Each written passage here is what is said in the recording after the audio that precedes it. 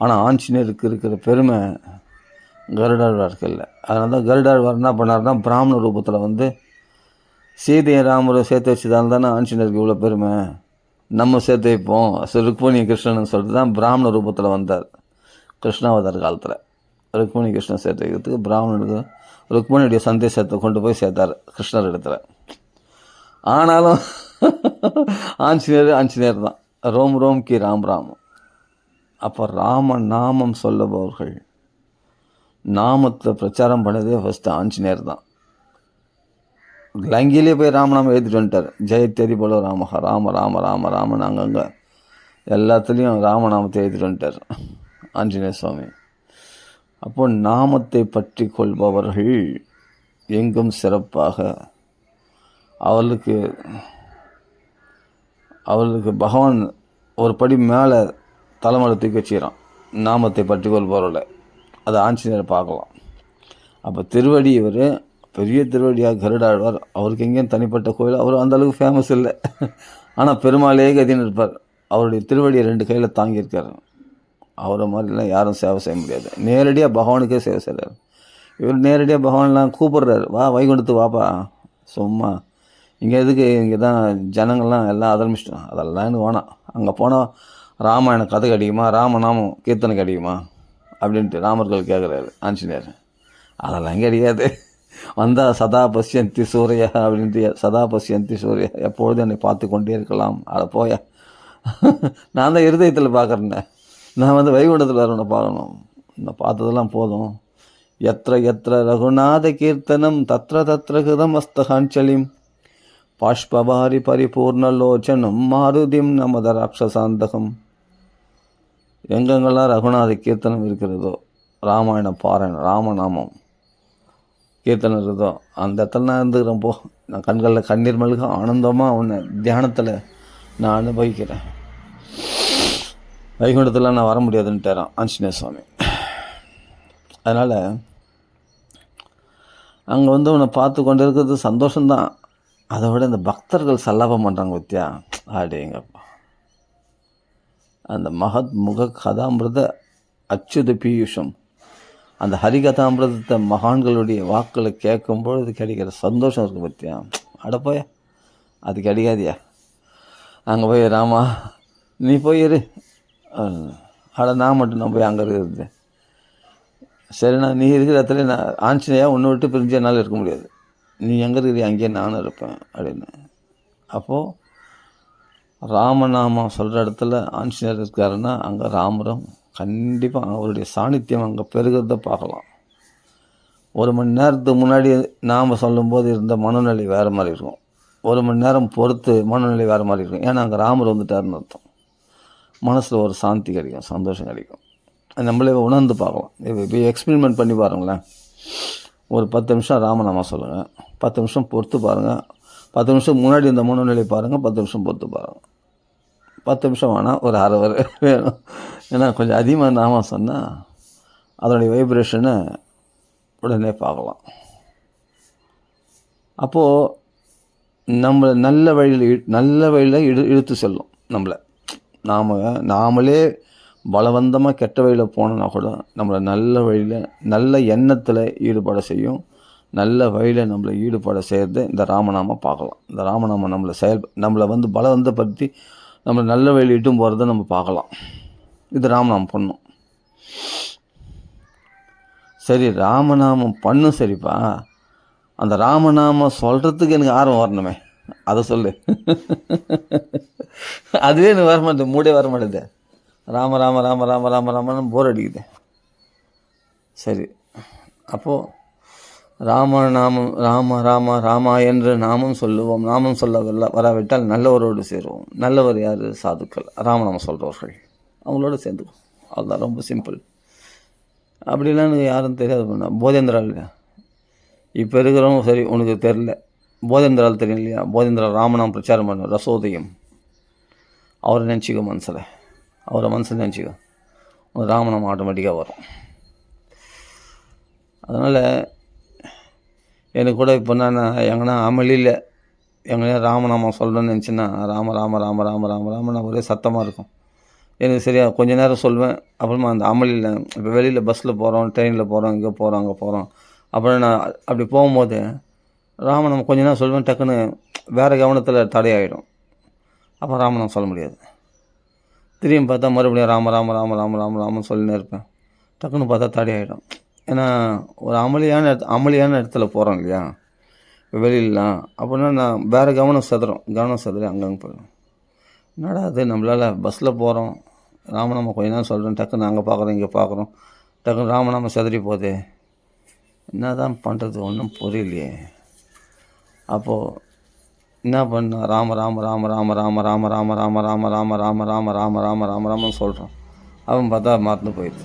அப்படியே மறந்து போயிடுது. வேறு நினைவுகளும் மறக்கடிக்குது பஸ்ஸில் போகும்போது. இல்லாட்டி சில காட்சிகள் அப்படியே சிதறடிக்குது. அங்கே பார்க்குறோம், இங்கே பார்க்குறோம், அவங்க கத்துறாங்க, இவங்க கத்துறாங்க, வண்டி டிராஃபிக் ஆகுது, அதெல்லாம் பார்க்குறோம். டக்குன்னு மனசு சிதறடிக்குது. ஒன்று ராமநாமம் கட் ஆகிடுது. ராமநாமம் சொல்கிறது கட் ஆகிடுது. அப்போது பார்த்தேன், அதுக்கு தான் நம்மளுக்கு தான் பகவான் கொடுத்துருக்காரு ஒரு வழி. நாம சங்கீர்த்தனம். நீ நாம ஜபம் ஏன் பண்ணுற, ராம ராம ராமன்னு கீர்த்தனம் பண்ணு. எப்படி கீர்த்தனம் பண்ணுறது? ராம ராம ராம ராம ராம ராம ராம ராம் ராம ராம ராம ராம். அப்படியா? அட போப்பா, அதுவும் எனக்கு அவ்வளோ இன்ட்ரெஸ்ட் வரல. சரி, மகான்கள் பண்ண மாதிரி வேறு ராகத்தில் நோண்டணும். எனக்கு இஷ்டமான ராகத்தில் பண்ணேன். அடுத்த நிமிஷம் சூப்பராக இருக்கும். இப்போ ராமநாம ஜபம் வரல, தடைப்படுதில்ல. இப்போ இப்போ டக்குன்னு நம்ம என்ன பண்ணோம், வேறு ராகத்தில் பண்ணோம்னா உடனே மனசில் அப்படியே ராமநாமம் ஒட்டிக்கும். மனசுக்கு இனிமையாக இருக்கும்.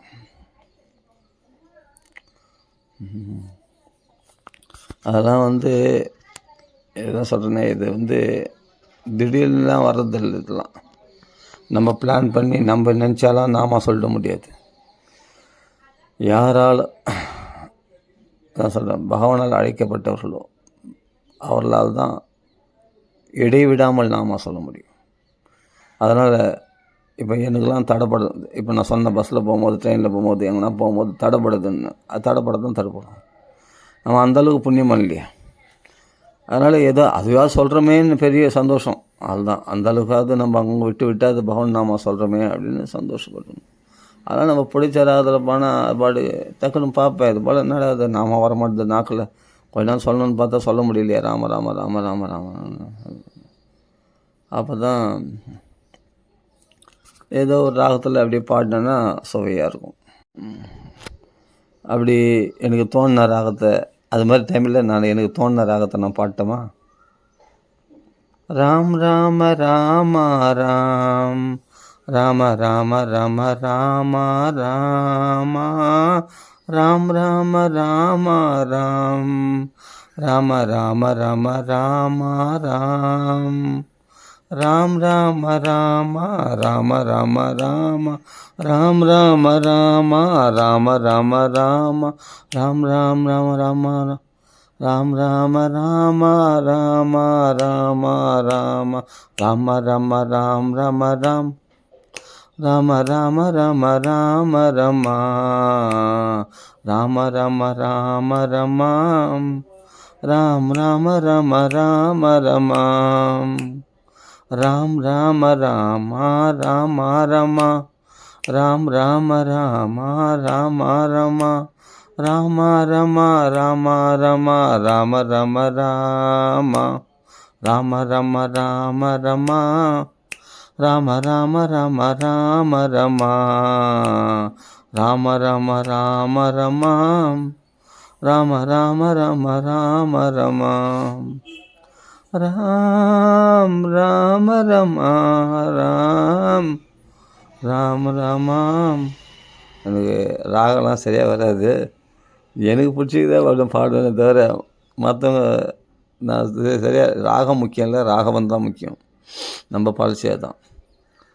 ராம் ராம ரம ராம் ராம் ரம ராம ரமாம் ராம ரமாம் ராம ரம ராம் ராம ரமாம் ராம் ராம ராம ராம் ராம ராம ரம ராம ராமா ராம் ராம ராம ராம் ராம ராம ரம ராம ராம் ராம் ராம ராம ராம ரம ராம ராம் ராம ராம ராம ரம ராம ராம ரம ராம ரம ராம ராம் ராம ராம் ராம ராம் ராம ராம ராம ரம ராம ரமாம் ராம ராமர். இந்த ராகம் ரொம்ப பிடிக்கும். டக்கு ராமநாமம் தான் அப்படி பாடுவேன். அப்படி அதுதான் இப்போ ராமநாமம் வந்துச்சு இப்போ தொடர்ந்து.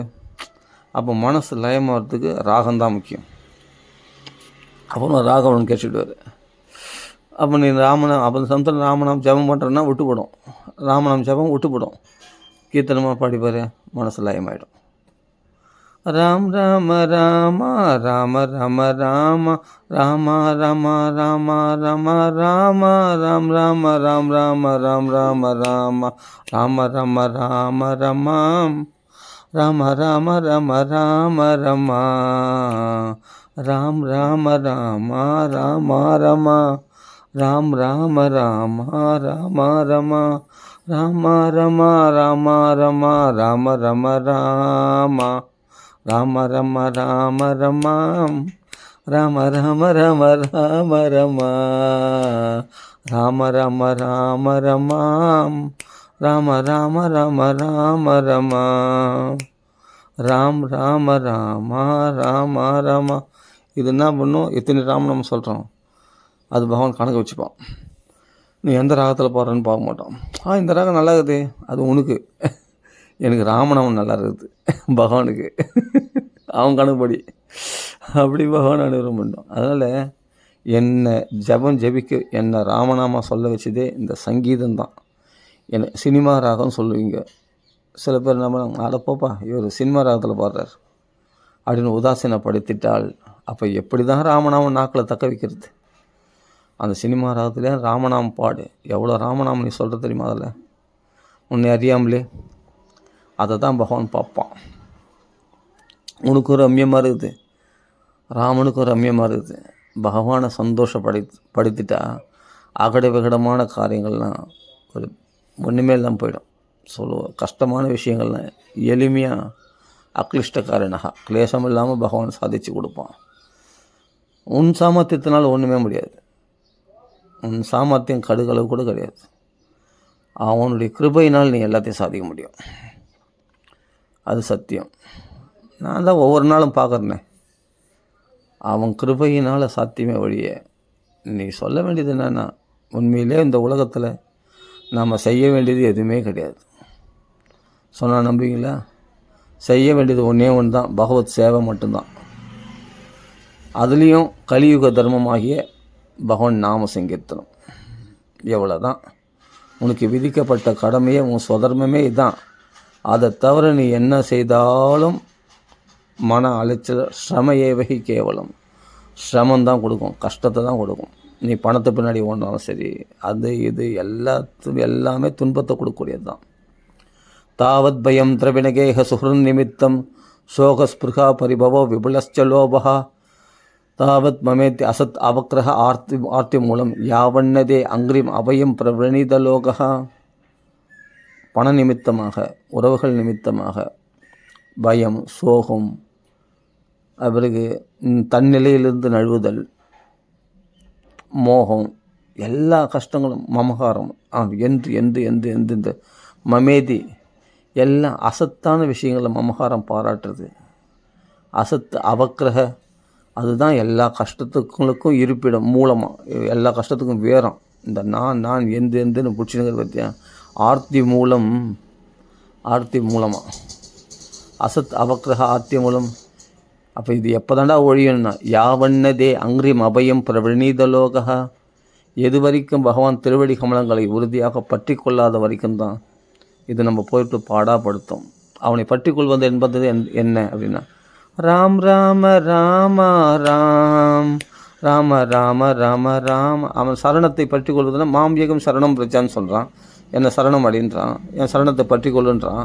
அந்த மாம்பியகம் சரணம் பிரச்சனை என்னன்னா, அது பகவத்கீதையில் சொன்னா இல்லையா, அந்த மாமனி சரணம் அந்த சரம ஸ்லோகம், அதே மாதிரி பாகவத்துடைய சரம ஸ்லோகம் தான் அதுக்கு விளக்கம். அவன் திருவடிகளை பற்றி கொள்வது என்பது நாம சங்கீர்த்தனம் எஸ்ய சர்வபாபன். அதுலேயும் என்ன சொல்கிறான், அகம்தா சர்வபாபேன்றான் கீதையில் சரம ஸ்லோகத்தில். இங்கே என்ன சொல்கிறான், நான் உன்னை எல்லா பாவத்தையும் விடுவிக்கிறேன் அப்படின்னு சொல்லி பகவத்கீதையில் சொல்கிறான். இங்கே என்ன சொல்கிறான், நாம சங்கீர்த்தனம் எஸ்ய சர்வ பாப பிரணாசனம். அந்த சர்வபாபம் நாம சங்கீர்த்தத்தில் தான் போவோம் அப்படின்னு விளக்கம் கொடுத்துக்கிறாங்க. அங்கே துக்க சமணகா, இங்கே என்ன சொல்கிற இங்கே துக்க சமணகான்னு சொல்லிது, அங்கெல்லாம் நான் மாசுச்சகான்னு சொல்கிறான், கவலைப்படாதுன்றான். இங்கே கவலைப்பட மாட்டேன்றான், துக்கம்லாம் சமணம் ஆயிடுன்றான். புரியுதுல்ல? இதனால் ப்ராக்டிக்கலான்னா அது உபதேசமாக சொல்கிறான் கிருஷ்ணன் பகவத்கீதையில். அது நடைமுறைப்படுத்தப்படுவர்கள் பாகவதர்கள் நாம சங்கீர்த்தனத்தினால பகவானை சரணம் அடைந்து விட்டார்கள். நாம சங்கீர்த்தனம் சரணம் பஜன் என்னை சரணம் அடைந்து உபதேசம் பண்ணுறான். இங்கே சரணம் அடைந்து விட்டதுக்கு அடையாளமாக நாம சங்கீர்த்தனம் பண்ணுறாங்க. அதனால் துக்கங்கள்லாம் சமணமாயிடுச்சு. அவர் ஹரிம்பரம். ஏன்னா அவர்களுக்கு ஹரி தான் உயர்ந்தவர்கள். மற்ற உலகத்தில் எதுவுமே அவங்களுக்கு உயர்ந்தது கிடையாது. பரம்னா உயர்ந்தது. அவங்களுக்கு பகவானை தவிர வேறு எதுவும் உயர்ந்ததாக நினைக்க மாட்டாங்க பாகவதர்கள். நாம சங்கீர்த்தனம் பண்ணுறாங்க. ஹரிம் பரம், அவ்வளோதான். அப்புறமா அவன் பரமான் ஆயிட்ட பிறகு நம்மளுக்கு உலக விஷயத்தில் வந்த பாதிப்புகள் பாதிக்குமா என்ன? தாபத்திரைய உன்மூலனம், 3 தாபத்திரைய விநாசாய, அது போயிடும். துக்க சமணகா தான் ஸ்ரீகிருஷ்ண சரணாம்புஜம் ஸ்மர துக்கம் கமிஷேதி. துக்கம்லாம் பறந்து போயிடும். அது பாட்டுக்கு நீ எவ்வளோக்கு எவ்வளோ உதாசீனப்படுத்துறே இந்த உடம்பை, இதை உடம்பை பாராட்டுறேன், பணம் செலவு பண்ணி அப்படி பண்ணி இப்படி பண்ணி எல்லாம் பண்ண, அவ்வளவும் ஒரு துல்லம் ஆட்டம் காட்டும். நம்மளை நல்லா ஆட்டம் காட்டும். இந்த உடலில் நோய்கள், மனசு கவலைகள் எல்லாம் ஆட்டம் காட்டும். எவ்வளோக்கு எவ்வளோ அது உதாசீனப்படுத்துறியோ அவ்வளோக்கு அவ்வளோ அது பாட்டுக்கு அடங்கி கிடக்கும். நம்ம மனசு நிம்மதியாக இருக்கும். அப்போது நான் போகிற பாதை சரியான பாதை அப்படின்னு ஃபஸ்ட்டு நான் நம்பணும். நான் ஸ்ட்ராங்காக இருக்கிறேன். இப்போ நான் சினிமா ராகத்தில் பாடுறது தப்பாக சில பேர் நினைக்கலாம். அவங்க நினச்சா அவங்க எனக்கு நிம்மதி கொடுக்க போகிறதில்ல. என்னை நாமத்தை என் நாக்கில் தக்க வைக்கிறதுக்கு இதை விட சிறந்த உபாயம் எனக்கு தெரியல. மகான்கள் காட்டின உபாயம் நாம சங்கீர்த்தனம். அது எனக்கு பிடித்த சங்கீதமாக பாடினா தான் நாம சங்கீத கீர்த்தனம் பாடினா தான் எனக்கு சுவைக்கும். அதனால் நான் அப்படி பாடினா தான் என் நாக்கில் நாம தக்க வைக்க முடியுது. இல்லைன்னா நான் கோட்டை விட்டுருவேன். அப்போ நான் பழசிக்கணுமா, இல்லை மற்றவங்க ஊர் மெச்சிக்க வாழணுமா? ஐயோ அவங்களுக்கு பிடிக்காது இந்த ராகம், சினிமா ராகம் அவங்களுக்கு பிடிக்காது அப்படின்ட்டு நான் நாமத்தை விட்டுணுமா? நான் சினிமா ராகம் பாடினாலும் என் நாக்கு அந்நிய விஷயம் பேசலையே, ராமநாமத்தை மட்டும்தானே பாடுது. அதனால் நான் பாட்டுக்கு பாடி நாமத்தை தக்க வச்சுக்க பகவான் வழிகாட்டி கொடுத்துறான். பகவானே குருவாக இருந்து எனக்கு பகவான் தான் குரு. ஓப்பனாக சொல்ல போனால் பகவானே தான் குரு எனக்கு, வேறு எந்த குருவும் கிடையாது. ஆனால் நல்லா வழி நடத்துகிறான். பகவானே குருவாக இருந்து கரெக்டான பாதையில் செலுத்துகிறான். நான் தான் சரியாக பயன்படுத்திக்கல. அதை அவன் சொன்னதை நான் சரியாக கடைப்பிடிச்சாலே, பகவான் குருவாக இருந்து எனக்கு சொல்லியிருக்காங்க எவ்வளோ விஷயம், அதை நான் சரியாக ஃபாலோ பண்ணாவே நான் பர்ஃபெக்ட். ஆனால் நான் சரியாக ஃபாலோ பண்ணுறதில்ல. அதனால தான் அரைக்கூடமாக தலைமைன்னு இருக்கேன். இப்போ இந்த புலமைன்னு இருக்கேன். மொத்தம் பகவான் சொன்னது, பகவான் உங்களுக்கு ருசியை கொடுத்துக்கிறான். இந்த நாமத்தில் கீர்த்தனமாக பாடினா, அதுவும் சினிமா ராகமோ ஏதோ ஒரு ராகத்தில் பாடினா நம்மளுக்கு இன்ட்ரெஸ்ட் கொடுக்குறான். அப்போ அதை பிடிச்சிக்கிறத விட்டுட்டு ஐயோ அவங்க என்ன நினைப்பாங்களோ, இவங்க நினைப்பாங்க, அந்த பாகவதர் நினைப்பாரோ, என்ன சினிமா ராகத்தில் பாடுறாங்களே அந்த பாகவதர் நினைப்பாரோ, இந்த பாகவதர் நினைப்பாரோ, அந்த பக்தர் நான் நினைப்பாரோ, இந்த பக்தர் நான் நினைப்பாருன்னா அவங்க இடத்துல நீ பாடாத, நீ தனிமையில் உட்காந்து பாடு. இப்போ ஒன்றும் இல்லைப்பா, ஒரே ஒரு விஷயம். நான் இது ஒரு உதாரணம் சொன்னேன்னா, ஸ்ரீரங்கத்தில் ஒரு பெரிய மகாத்மா, அவருக்கு ஆனாவனோட சரியாக படிக்க தெரியாது. அவர் பகவத்கீதை புஸ்தகம் இந்த கதையை நிறைய பேர் கேட்டிருப்பீங்க. ஆனால் கதை கேட்குறது முக்கியம் இல்லை, அதனுடைய சாரத்தை புரிஞ்சிக்கணும். ஒரு கதையை கேட்டோம்னா அதனுடைய எசன்ஸ் என்ன அதை புரிஞ்சிக்கணும், அதுதான் முக்கியம். இப்போது ஒருத்தர் என்னென்னா தப்பும் தவறமாக படிக்கிறார். அவர் என்னென்னா தர்மக்ஷேத்ரே குருக்ஷேத்ரே, அவர் எப்படி படிப்பார், தர்மக்ஷேத்ரே குரு க்ஷேத்ரே அப்படின்னு படிப்பார் அவர். அது மாதிரி வார்த்தையை பிரித்து படிக்க தெரியாது, அப்படியே சேர்த்து படிப்பார். இங்கே இருந்து அங்கே விட்டுருவார், ஒரு வார்த்தையை விட்டுருவார், வேறு ஒரு வார்த்தையோடு சேர்த்து படிப்பார். அது மாதிரி தப்பு தப்பாக படிப்பாராம். இது திருதராஷ்டிர வாச்ச அதான் பகவத்கீதை புஸ்தகத்தை அந்த வைஷ்ணவர், இது ஸ்ரீரங்கத்தில் நடந்த விஷயம். என்ன பண்ணுவார், வைஷ்ணவர்களுக்கு எதிர பண்ண அபத்தம் எப்படி அபத்தமாக படிக்குது பாரு இது பகவத்கீதை போய் முன்ன யார் பகவத்கீதை படிக்க சொன்னது? அவர் குருநாதர் சொல்லியிருக்காராம், அப்போ பகவத்கீதை படித்தா நல்லதுன்னு. அதனால் பகவத்கீதை புஸ்தகத்தை திறந்து படித்தா தப்பு தப்பாக படிக்கிறது. அப்போ உடனே வைஷ்ணவர்கள் பார்த்தாங்கன்னா திட்டுவாங்களாம். சரி இவங்கெல்லாம் இடத்துல படிக்கணும், நம்ம தனியாக போய் படிக்கலாம் பகவத்கீதையை திருட்டுத்தனமாக அப்படின்னு சொல்லிட்டு. அப்படி தான் நம்ம திருட்டுத்தனமாக தான் பக்தி பண்ணுறது தான் நல்லா சுவைக்கும். நம்ம பப்ளிக்காக பக்தி பண்ணுற பாரு, அது வேஷமாக போய்டும், ஆடம்பரமாக போய்டும். திருட்டுத்தனமாக பக்தி பண்ணுற பாரு, எல்லாரும் தெரியாமல் எல்லாரையும் பகைச்சின்னு கூட எதிர்த்து கூட பக்தி பண்ணுறாங்க பிரகலாதன். அந்த பக்திக்கு தான் பவர் அதிகம். வீடு எதிர்ப்பார் இது பக்தி பண்ணால் அது பகைச்சின்னு பக்தி பண்ணுறான் பற்றியா. இப்போ எல்லாம் எதிர்க்கிறாங்க வச்சு அவங்க பக்திக்கு, அவங்க பக்தி சீக்கிரமாக நல்லா விருத்தியாக போகுதுன்னு அர்த்தம். எந்த எதிர்ப்பும் இல்லாமல் நீ பக்தி பண்ணுற வச்சுக்க, அது ஒரு நாள் டெய்லி தான் பூஜை பண்ணுறோம், டெய்லி தான் இது பண்ணுறோம் அப்படின்னா அது சலித்து போக கூட வாய்ப்பு உண்டு. எவ்வளோக்கு எவ்வளோ பக்திக்கு எதிர்ப்புகள் வருதோ அவ்வளோ பக்தி உனக்குள்ளே நல்ல பயிராகுதுன்னு அர்த்தம், சீக்கிரம் நல்ல விளைச்சல் கொடுக்க போகுதுன்னு அர்த்தம். பிரகலாதனுக்கு அப்படி தான். அது மாதிரி ஒழிச்சு பக்தி பண்ணுறது ரொம்ப விசேஷம். அப்போ இவர் படிக்கிறதுக்கு தடங்களாகிறது. யார் பெரிய பண்டிதர்கள்லாம் வந்து தப்பாக படிக்கிறார் இவர் அப்படின்னு. இவர் என்ன பண்ணார், தனியாக ஒரு அம்மா மண்டபத்தாண்ட அப்படி ஸ்ரீரங்கத்தில் அப்படி போய் தனியாக உட்காந்து படிக்கிறார். அப்படியே படிக்கிறார், தப்பாக படிக்கிறார்.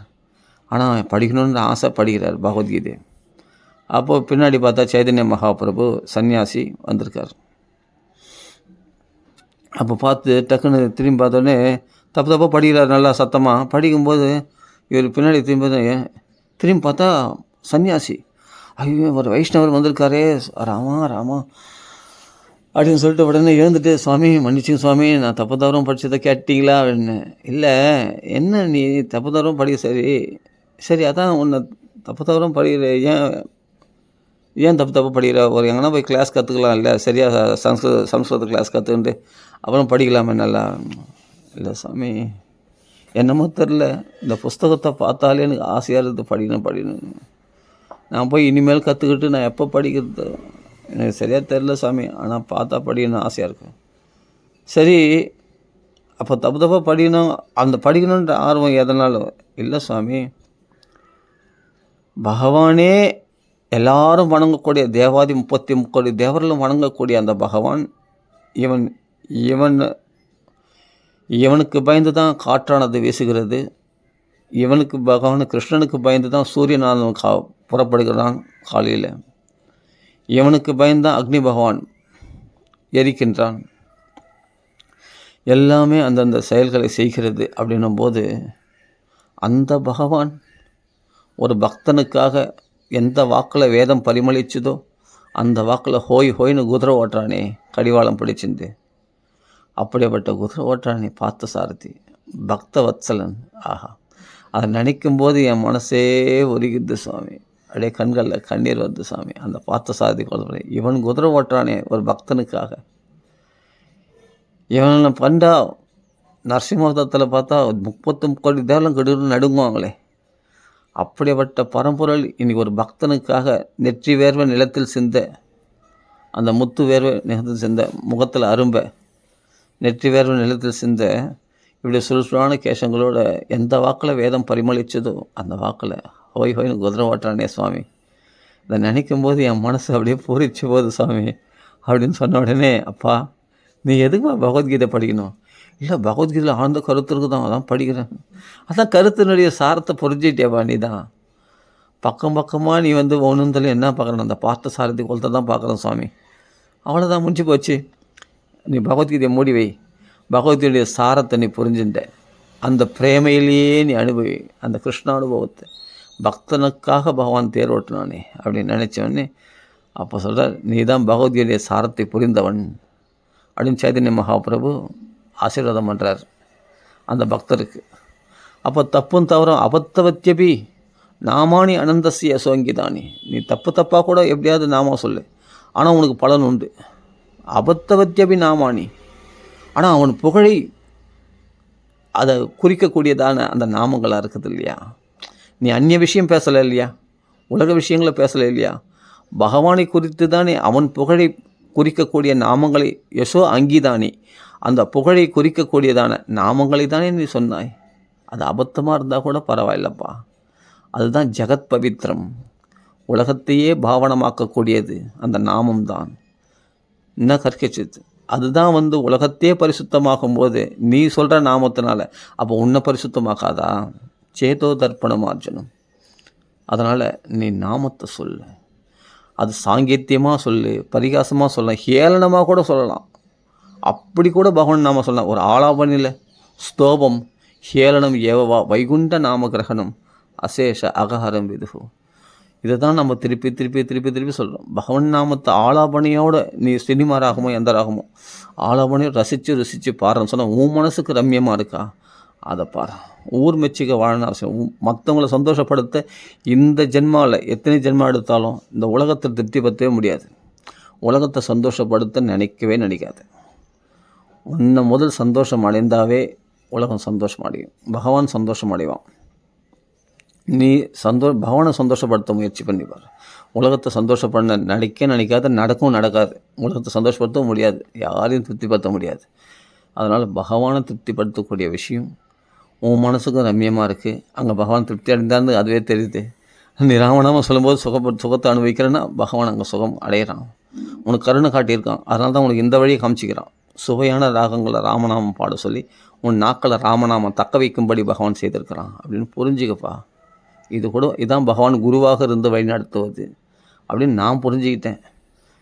அடியேன்னு புரிஞ்சுக்கிட்டேன். நான் என்ன சொல்கிறது, ஏதோ என் சாமர்த்தியமாகிடும் இல்லை, பகவானுடைய கிருபை. மேனே கிருஷ்ணானு கம்பிதம். எது நடந்தாலும் கிருஷ்ணனுடைய கிருபை. நம்ம சாமர்த்தியம், நம்மலாம் என்ன பண்ணியிருக்கோம், பாவம் தான் நிறைய பண்ணியிருக்கோம். இல்லாட்டி ஏன் நம்ம பிறவிகள் எடுக்கிறோம்? பாவம் பண்ணலாம் பிறவி எடுக்க வேண்டிய அவசியமே இல்லை. இந்த பிறவியில் தானே விழுந்துன்னு இருக்கோம். பிறவியில் சம்சாரத்தில் தானே இவ்வளோ சங்கடங்கள் அனுபவிச்சுன்னு இருக்கோம். அப்போ நம்ம பண்ண புண்ணியம் ஒன்றும் இல்லை. பகவானுடைய கிருபையினால் ஏதோ வாழ்க்கை தட்டி தடுமாறி எப்படியோ வாழ்க்கை வண்டி ஓடின்னு இருக்குது, அவ்வளோதான்.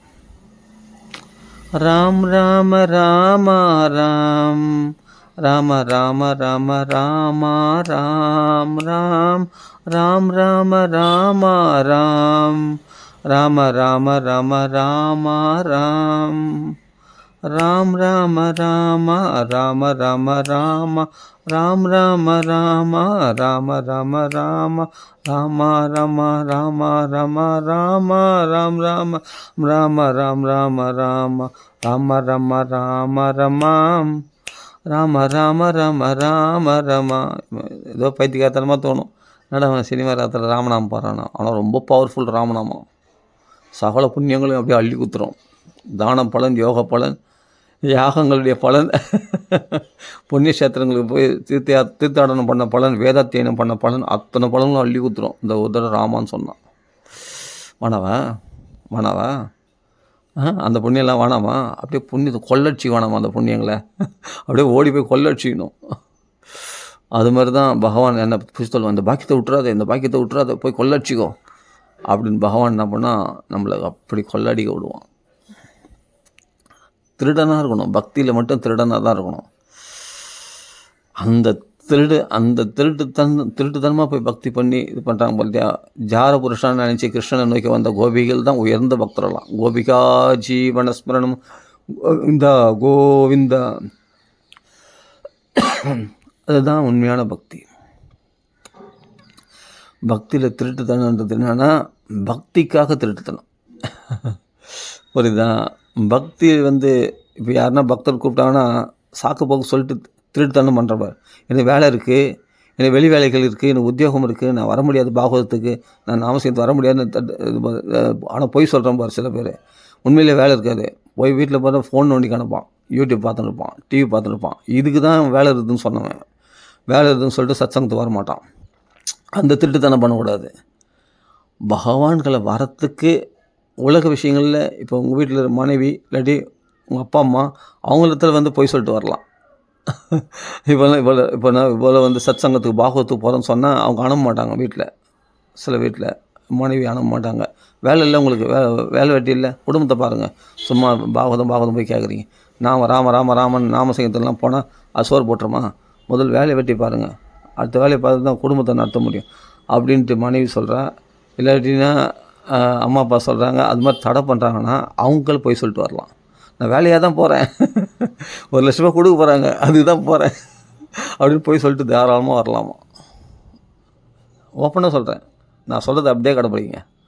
நீங்கள் என்ன குறைசனோட பரவாயில்ல, இப்படியே போய் சொல்லுங்கள். 1,00,000 கொடுக்க போகிறாங்களாம், 1,00,000 இது கிடைக்கும், இது எத்தனை கோடி கொடுத்தாலும் இதுக்கு சமமாகாது நாம சங்கீதத்துக்கு.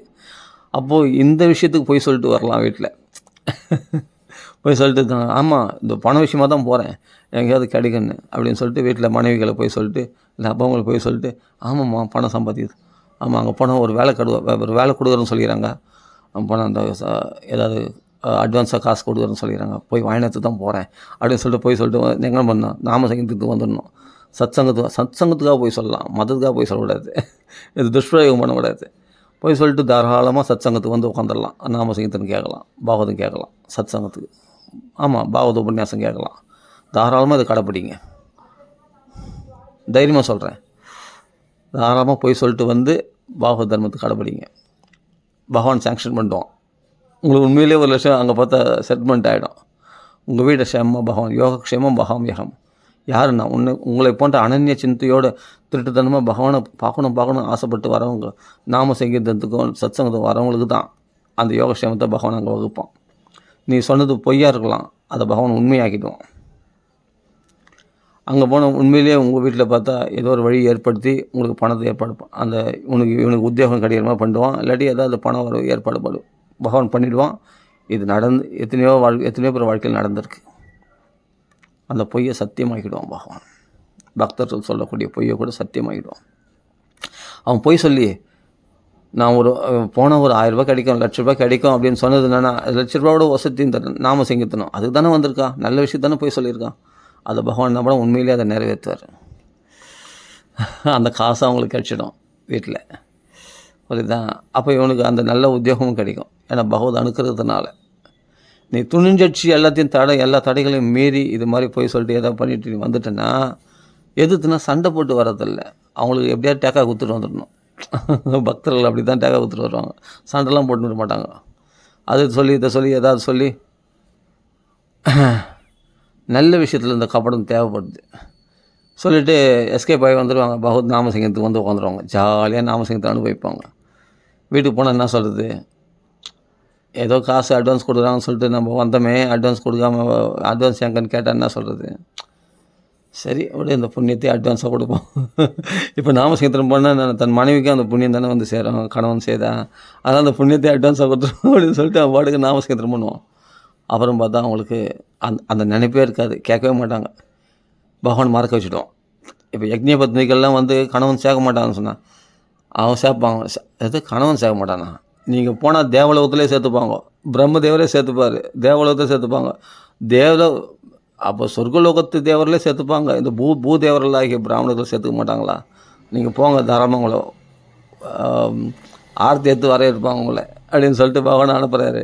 அதே மாதிரி யக்ஞ பத்னிகள்லாம் பார்த்தா, நீங்கள் அல்லவா பாக்கியசாலிகள், கிருஷ்ணனை போய் நேரில் தரிசனம் பண்ணிங்களே, நாங்கள் தான் வந்து அவிவேகத்தினால அவர்கள் வந்து யாசித்த சாப்பாடு கொடுக்காம போயிட்டோமே அப்படின்னு இவங்க வருத்தப்படுறாங்க. என்னடா அது நம்மளை இப்படி கொண்டாடுறாங்க இவங்க அப்படின்னு. அதான் மெயினே கிருஷ்ணானுகம்பிதம். நீ துணிஞ்சட்சி வந்துட்டேன்னா மயானுகூலியன்னு, நீ துணிஞ்சட்சி எல்லா துன்பங்களுக்கு நடுவில் வா, நான் அனுகூலமாயிடுறேன், கிருஷ்ணன் உடனே அனுகூலமாயிடுவான். இவ்வளோ துன்பங்களுக்கு நடுவில் என் பக்தி பண்ணுற பற்றியா? இப்போ கணவன் முக்கியம் இல்லை, இந்த இது முக்கியம் இல்லை அப்படின்னு கோபிகைகள்லாம் அந்த கணவனுக்கு சாப்பாடு போட்டால் குழம்பு ஊற்றணும், இந்த குழம்போடு நீங்கள் குழம்பி கொண்டு கிடங்கள், நான் ரசத்தில் போய் கலந்துக்க போகிறேன் அப்படின்ட்டு அவ்வாடு கலந்துக்கிட்டா. யார்? ஒரு கோபிகை.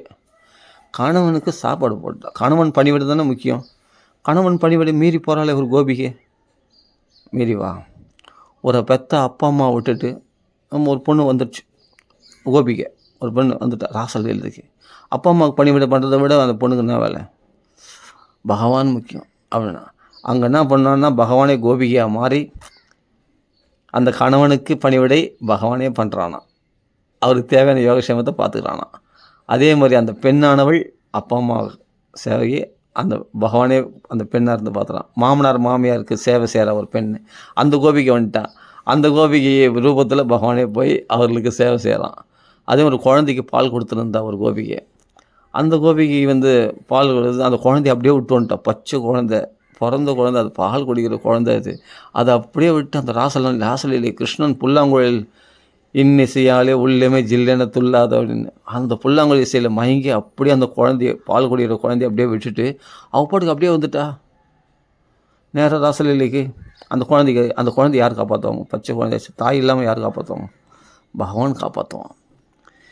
அனன்யாஸ் சிந்தையந்தோ மாம் ஏ ஜனா பர்யுபாசத்தே தேஷாம் நித்திய அபியுக்தானாம் யோகக்ஷேமம் பகாம்யகம். நான் சுமக்கிறேன்டா உன் யோகக்ஷேமத்தை, நான் பார்த்துக்கிறேன். உன் சுமை இல்லை, அது என்னுடைய சுமை, நான் சுமக்கிறேன். நீ இந்த நிலையிலையும் நான் தான் முக்கியன்னு வந்தல்ல நீ. இப்படிப்பட்ட லௌகிக காரியங்கள் பலவந்தப்படுத்தி நம்மளை நல்ல பகவதனுடைய விஷயத்தில் ஈடுபடாதபடி செய்கிறதே இந்த பௌதிக விஷயங்கள் தான். அந்த தடைகளையும் மீறி யார் பக்தி பண்ணுறாங்களோ அந்த பக்தி தான் சிறந்தது. அப்ரதிகதா, அந்த தடைகளையும் மீறி பக்தி பண்ணுறவங்க தான் பண்ணுறவங்க. அப்புறம் பகவான் பார்த்துக்க போகிறான் யோகக்ஷேமத்தை. இருக்கட்டும், எந்த சூழ்நிலைன்னா இருக்கட்டும், அந்த சூழ்நிலை துணிஞ்சடிச்சு நடுவில் கொஞ்ச நேரமாவது நான் பகவத் பக்தி பண்ணுறதுக்கு வருவேன் அப்படின்னு தலை காட்டு போனால் பகவான் பார்ப்பான், உன்னை எட்டி பார்ப்பான். என்ன அவங்க சூழ்நிலை எப்படி இருக்குது குடும்பத்தில், இந்த நிலைமையிலையும் என் பக்தி தான் முக்கியம்னு வந்திருக்காங்களே இவங்க அப்படி அந்த கோபிகளை பார்த்து பகவான் உடனே அனுகிரகம் பண்ணல. பிரதியாத திருப்பி போ, உங்கள் வீட்டுக்காரர் போய் பணிவிட செய் அது அப்படின்னு சொல்லி குரு சிஷ்யர் பதிசுஷ்ரூஷை பண்ணு அப்படின்ட்டு போகவே மாட்டேன்னாங்க. அங்கேயும் பரீட்சை பண்ணுறான் பிரதியாதன். அந்த பரீட்சையிலையும் அவங்க பாஸ் பண்ணுறாங்க. அவங்க பக்தி உறுதியாக ஸ்ட்ராங்காக இருக்குது அப்படின்னு சொன்னவங்க தான் என்ன பண்ணுறாரு, பல ஆண்டு காலமாக அனுபவிக்கிற பிரம்மானந்த சௌக்கியத்தை அவர்களுக்கு கொடுத்தானா பகவான் அந்த ராசலீலையில். தெரியுமா, பிரம்மதேவருடைய ஆயுஷ் நிலைக்கு அவ்வளோ காலமாக நீண்டதாக ராசலீலையில் அவர்களுக்கு பேரானந்தத்தை பகவான் தலைச்சி வச்சான். இப்போ வீட்டுக்கு போனால் சேர்ப்பாங்களா? கணவன் சேர்ப்பானா? இல்லாட்டி என்னை விட்டு ஓடி போனோம் கிருஷ்ணன் கூடன்னு அவங்க கிருஷ்ணங்களே போய் காப்பாற்றோம், போ இங்கே ஏன் வர வீட்டுக்கு அப்படின்னு சொல்லணும் இல்லையா? ஒரு வார்த்தை கூட சொல்லலை. ஏன்னா எல்லாரும் தன்னுடைய மனைவிகள், தன்னுடைய பெண்ணு, தன்னுடைய மருமக அப்படின்னு எல்லாரும் தன்னுடைய அம்மா எல்லாம் கூட இருக்கிறதாவே நினச்சாங்களாம். அந்த குழந்தைக்கு அம்மா கூட இருக்கிற மாதிரி நினச்சாங்களாம். அந்த மாமியார் மருமகளுக்கு அந்த மாமியார் மாமனாருக்கு மருமக கூட இருக்கிறதாவே நினச்சாங்களாம். அதே சமயத்தில் அப்பா அம்மாவுக்கு தன்னுடைய பெண் கூட இருக்கிறதா நினச்சாங்களாம். தன் கணவனுக்கு தன் மனைவி கூடவே இருந்தாங்க. யார் இருந்ததுன்னா கிருஷ்ணனே இருந்தாங்களாம். நீ அந்தளவுக்கு பக்தி பண்ணுறவனாக இருந்தால், அந்த பக்குவம் இருந்தால் பகவான் ஏன் உன் ரூபத்தில் போக மாட்டான்? சக்குபாய்க்கு போய் மாமனார் மாமியாருக்கு பணிவிட பண்ணல, இவன் பிருந்தாவனத்துக்கு போயிட்ட போது, பண்டரிபுரம் போயிட்ட போது யோசிச்சு பாருங்கள். அது மாதிரி பகவான் ஏற்பாடு பண்ணுவான் மற்றதெல்லாம். நீ எல்லாத்தையும் துணிஞ்சடித்து எல்லாத்தையும் மறந்து நீ பகவானே முக்கியம் நினச்சி ஹரிம் பரம் அப்படின்றதுக்காக சொன்னேன். இப்போ நாம சங்கீதம் சொல்லும்போது ஹரிம் பரம் சொன்னேன் இல்லையா? அந்த ஹரியே உயர்வாக யார் கொண்டவர்களோ அவர்களுக்கு எல்லாமே துக்க சமனகா, அவங்க துக்கங்கள்லாம் பகவான் சமனமாக்கிடுவான். நீ உன் சாமர்த்தியத்தினால பணத்தை வச்சுட்டு இந்த பணத்தினால நான் துக்கத்தை போக்கிடுவேன், இந்த பணம் கட்டால் எனக்கு துக்கம் போயிடும், இல்லை எனக்கு பணத்தினால துக்கத்தை போய்க்குவேன், ஆள் கட்டு பலத்தினால துக்கம் போயிடுவேன், அவர்கள் சப்போர்ட் இவர்கள் சப்போர்ட்னால நான் துக்கத்தை போய்க்கிட்டோம்னா நடக்கவே நடக்காது. அது அப்போதைக்கு தற்காலிக பரிகாரமாக இருக்குமே தவிர அது முழுமையான தீர்வாக இருக்காது. That's only temporary solution, not a permanent solution. புரியுதுங்களா? நிரந்தர தீர்வுக்கு பகவான்களை வந்து தான் ஆகணும். இதுதான் சட்டம், பாகவத தர்மத்துடைய சட்டம். இதை மீறினால் அப்புறம் உங்கள் வாழ்க்கையை நீயே பார்த்துக்கோ. பகவான் ஒன்றும் சொல்ல மாட்டான். எல்லாத்தையும் தாண்டி தான் பக்தி பண்ணி ஆகணும், வேறு வழி கிடையாது. அவன் தான் கதி, அவன் தான் துன்பத்தை போகிறவன். துன்பத்தை போகிறவங்களை வராமல் துன்பத்தை போக்காதவங்கெல்லாம் போகிறேன் யாரோர்களே உதவி கேட்டுங்கன்னு. அது என்றைக்கே நம்மளுக்கு ஏமாற்றத்தை தான் கொடுக்கும். அப்போதைக்கு பரிகாரம் கொடுத்து ஏதோ ஹெல்ப் பண்ணாங்கப்பா அப்படின்ட்டு பரிகாரமாக இருக்கிற மாதிரி இருக்கும். அது இல்லை, கிருஷ்ணங்களை வந்தால் தீர்வே கிடச்சிடும், உனக்கு விடுதலையே கிடச்சிடும். உனக்கு மொத்தத்தையும் பகவானே பார்த்துப்பான், மொத்த பொறுப்பையும். யோகக்ஷேமம் வகாமி, நான் சுமக்கிறேன் உன் யோகக்ஷேமத்தை. நீ கஷ்டப்பட்டு உழைச்சி சாப்பிட வேண்டிய அவசியம் இல்லை. நெல் மூட்டை அரிசி மூட்டையாக உட்காந்தது இல்லையா யார்? பிராமண வீட்டில் பகவத்கீதை ஸ்லோகத்தை, அந்த அனன்யா சிந்தையந்த ஸ்லோகத்தை வகாமின்றாரு பகவான் சும போகிறார் நம்ம யோகசமத்தை. நான் ஏதோ உஞ்சவர்த்தி பிராமணன் எங்கன்னா போய் பிச்சை எடுத்தால் தான் எனக்கு சாப்பாடு அப்படின்னு சொல்லிட்டு அந்த உஞ்சவர்த்தி பிராமணன்னா சொம்பத்து போனால் அரை சொம்பு கூட ரொம்ப தான். ஏன்னா கொடுப்பாங்க, ஆனால் இவர் அதிக வீட்டுக்கு ஒரு நாளைக்கு இத்தனை வீடு தான் போய் யாசகம் கேட்கணும்னு ஒரு நியமம் இருக்குது உஞ்சவர்த்தி பிராமணனுக்கு. அத்தனை வீடு தான் போவாங்க. அதில் என்ன கிடைக்குதோ அதை தான் அன்றைக்கி சமையல் சாப்பிடுவாங்க. அப்போ அப்படி போகும்போது இத்தனை வீட்டுக்கு போன முடிஞ்ச உடனே அரை சொம்பு தான் ரொம்ப, அதில் கஞ்சி வச்சு அதில் தான் வயிற்று கழுவி நிற்பார் அந்த பிராமணர். அவர் பகவத்கீதை படிக்கிறார். அந்த பிராமணர் கஷ்டப்பட அனன்யா சிந்தையந்தோ யோகக்ஷம் வகாமியம். யோகக்ஷம் வகிக்கிறானா? எங்கே கேட்குறான்? அதெல்லாம் வகிக்கல, எதுவும் கேட்கல. அவன் நம்மளாம் எங்கன்னா யாசம் கேட்டு பிச்சை கேட்டு அதை கிடைச்சா தான் உண்டு, நம்ம கை வச்சா தான் கஞ்சி, நான் நவுந்தா தான் ஏறேன், நான் எங்கன்னா போய் பிச்சை எடுத்தால் தான் உஞ்சவர்த்தி பண்ணால் தான் எனக்கு கிடைக்கும் அப்படின்ட்டு அந்த பிராமணன் நினச்சிருக்கார். அதனால் அந்த இடத்த அடிச்சிட்டார். இந்த வகாமி ஏதோ ஒரு இடம், அந்த இடத்துல வந்து அடிச்சிட்டார். அந்த அனன்யா சிந்தையந்தோ அது ஏதோ இதில் எழுதியிருப்பாங்க புகழ்ச்சியாக, அப்படி அது அர்த்தவாதம் அப்படின்ற நிலையில் அவர் என்ன பண்ண அடிச்சிட்டார் அந்த பிராமணர். அடிச்சுட்டு பகவத்கீதை படிக்கிறார். அவர் வேறு ஏதோ வார்த்தையை புதுசாக சேர்த்து பகவத்கீதையை மாற்றவே கூடாது. இவர் அந்த வார்த்தைகளை அனன்யா சிந்தையந்தோன்ற ஸ்லோகத்தில் ஒரு வார்த்தையை அடிச்சுட்டு இவராக ஒரு ஸ்லோகத்தை சேர்த்துட்டு ஒரு வார்த்தையை சேர்த்து படிக்கிறார், பாராயணம் பண்ணுறாரு. ஆனால் தினமும் பகவத்கீதை படிக்கிறவர் அவர் அந்த பிராமணர். அந்த மறுநாள் பார்த்தா அந்த அடித்த இடம், அந்த அடித்த அந்த இங்கே காணும். அப்போலாம் இங்கே என்னன்னு தெரில, ஏதோ ஒன்று அந்த ஓலை சொல்லி ஏதோ அடிச்சிருக்காங்க. அந்த அடித்த சுவடே காணும். அது பாட்டு நார்மலாக அதே அனன்யா சிந்தையந்தோ மாமியே ஜனா பத்யுபாசத்தே தேஷாம் நித்திய அபியுக்தானம் யோகக்ஷேம் வகாமியம் அப்படி தான் இருக்குது அந்த ஸ்லோகம். அந்த ஸ்லோகத்தை மாற்றின இடம், மாற்றின அந்த சுவடே காணும். என்னடா அதுன்னு சொல்லிட்டு மறுபடியும் மாற்றினார். மாற்றிட்டு மறுபடியும் பார்த்தா மறுபடியும் அந்த அடித்த இடம் மறுபடியும் காணும். அது நல்லாவே இருக்குது. அப்போ பார்த்தா அந்த காலத்து பிராமணர் ஏன் இது மாதிரி நம்ம அடித்த கூட அது கரெக்டாக அதே மாதிரி யோகக்ஷேம் வகாமியம்னு அப்படி தான் வருது, நம்ம மாற்றின அந்த சுவடே காணுமே அப்படின்னு பார்த்தோன்னே ஆச்சரியப்பட்டு, கிருஷ்ணா என்ன பண்ணுற நீ? எனக்கு ஒன்றும் புரியலையே, ஏன் இது மாதிரி நான் அடித்ததை வந்து இல்லை, நீ யாரா மாற்றுறதுக்கு? நீ யார் மாற்றுறதுக்கு பகவத்கீதையை? நான் சொன்னது சத்தியம். உன் வாழ்க்கைக்கு நான் கேரண்டி கொடுத்துருக்கேன். உன்னுடைய யோகக்ஷேமம் என்னுடைய யோகக்ஷேமம் நான் பார்த்துட்டேன். பார்க்குறியா? நீ என்ன நம்பியார், இன்றைக்கி உஞ்சவர்த்தி போவாத, என்னுடைய நாமத்தை அனவரதும் சொல்லி கொண்டார். கிருஷ்ணா கிருஷ்ணா கிருஷ்ணா கிருஷ்ணா கிருஷ்ணா கிருஷ்ணான்னு ஹரே கிருஷ்ணா ஹரே கிருஷ்ணன்னு 24 மணி நேரம் என் நாமத்தையே சொல்லிட்டார். ஹரே கிருஷ்ணா கிருஷ்ணா கிருஷ்ணா ஹரே ஹரே, ஹரே ராம ராம ராம ஹரே ஹரே. மற்ற நான் பார்த்துக்கிறேன். ஹரிதாஸ் தாக்கூர் பார்த்துக்கல, 3 லட்சம் நாமாசனம் அவருக்கு சாப்பாடு யாருக்கு கொடுத்தது? முஸ்லீம்லாம் வெறுத்து ஒதுக்கிட்டாங்க. அப்பா அம்மா கிடையாது, யாரும் கிடையாது, அப்பா அம்மா கிடையாது, எந்த பாதுகாப்பும் கிடையாது ஹரிதாஸ் தாக்கூருக்கு. அவனுக்கு நான் சாப்பாடு போடல.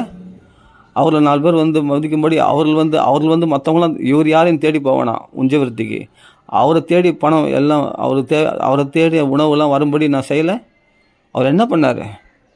கோயிலில் கூட சேர்க்க மாட்டாங்க. ஜெகநாதர் கோயிலுக்குள்ளே கூட இது வரைக்கும் போனதே கிடையாது ஹரிதாஸ் தாக்கூர். கோயிலுக்குள்ளோட சேர்க்க மாட்டாங்கப்பா. அப்படியேப்பட்ட ஒரு மிளைச்சதில் அப்படியேப்பட்ட முஸ்லீம் குலத்தில் பிறந்த ஹரிதாஸ் தாக்கூர் அனவரதம் என்ன பண்ணார்? அத்தை பண்ணியா முதல்ல? இது கலியுக தர்மம் யாது? இதை விட்டுட்டு நீ என்ன பண்ணாலும் உன் முயற்சினால் எதையும் சாதிக்க முடியாது. அதை உட்காந்து பண்ணு, 24 ஹவர்ஸ் அதை பண்ணு பார்த்தார் ஹரிதாஸ் தாக்கூர். ஹரே கிருஷ்ணா கிருஷ்ணா கிருஷ்ணா ஹரே ஹரே, உன் யோகக்ஷேமத்தை நான் பார்த்துக்கிறேன். அந்த பொறுப்பு அந்த கவலை உனக்கு எதுக்கு? அது ஏன் கவலை? எப்போ என்னை பற்றி நீ கவலைப்பட ஆரம்பிச்சியோ உன்னை பற்றி நான் கவலைப்படுவேன். நீ எப்போ என்னை வந்து ஏதோ அறகுறை பக்தி, ஏதோ பகவானும் ஊருக்கா மாதிரி தொட்டுக்கலாம், பகவத் பக்தியும் பகவானும் வரங்கிறேன் எல்லாம் பண்ணுறேன்.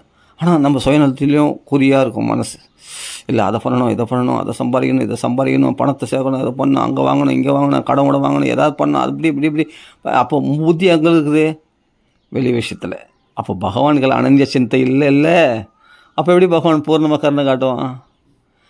சர்வ தர்மான் பரித்தெஜ்ஜ, நீ உனக்குன்னு வச்சுக்கிற அந்த தர்மத்தை தூக்கி விசிறா முதல்ல. மாம் ஏக்கம், இந்த வார்த்தை தான் மெயின். என்னை ஒருத்தனையே முழுசாக சரணம் அடை. அகம் துவா சர்வ பாபேப்பியோ, எந்த பாப விளைவுகளால் எவ்வளோ துன்பத்தை அனுபவிக்கிறியோ அதை நான் போய்க்கிறேன். மாசுச்சா, கவலைப்படாத, உட்காந்து தைரியமாக இருக்கா. அப்படி என்னை கை விட்டுருவானா? அவனை நம்பிப்பானா? அந்த பழிய பாவம் அவனுக்கு தானே.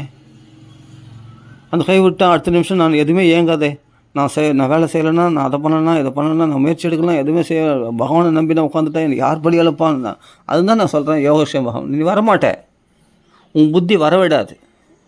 ஏன்னா நீ லௌகிகமான சூழ்நிலைகளையும் லௌகிகமான திரவிய சுகிருத்து நிமித்தம் உறவுகளை நம்பியும் பணத்தை நம்பியும் சொத்து நம்பியே பழக்கப்பட்ட நீ பகவான் நம்பி உனக்கு பழக்கம் இல்லை, உனக்கு அபியாசம் இல்லை. அதனால் மகான்களுடைய அனுபவமும் காதலை கேட்ப, அதான் அதை நீ வாழ்க்கையில் நடைமுறைப்படுத்த மாட்டேன். இப்போ ஹரிதாஸ் தாகூர், மிருகாஹரி இவங்களுக்கெல்லாம் யார் படியாழ்ந்தது? அப்போ அந்த லக்ஷஹீரான்ற வேசி அவள் ஊரால் ஒதுக்கப்பட்டவள், ஆனால் அவள் மதிக்கத்தக்கவளாக மாற்றுந்து யார்? ஹரிதாஸ் தாகூர். அவளுக்கு தபஸ்வினியாக மாறிட்டா, அவளை வணங்குறான், அவளுக்கு தேவையான உணவுகள்லாம் தேடி கிடைக்குது. அதனால் அவள் ஹரே கிருஷ்ண கிருஷ்ண கிருஷ்ண ஹரே ஹரே, ஹரே ராம ராம ராம ஹரே ஹரே. யோகக்ஷேமம் பகாமியகம். உண்மையாக நீ வழிபட்டனா, உண்மையாக பகவானுக்கு நீ உண்மையாக நீ நாமா சொன்னா சத்தியமாக அடுத்த நிமிஷம் உனக்கு கதவு திறக்கும். நீ சின்ன கஷ்டம் வந்துட்டால் கூட பகவானை விட்டு விலைக்கு ஓடிடுறியே, பயப்படுறியே. பகவான்களே நான் வரமாட்டேன், பகவான் பக்திக்கே நான் வரமாட்டேன், நான் எந்த நல்ல விஷயத்துக்கும் வரமாட்டேன்.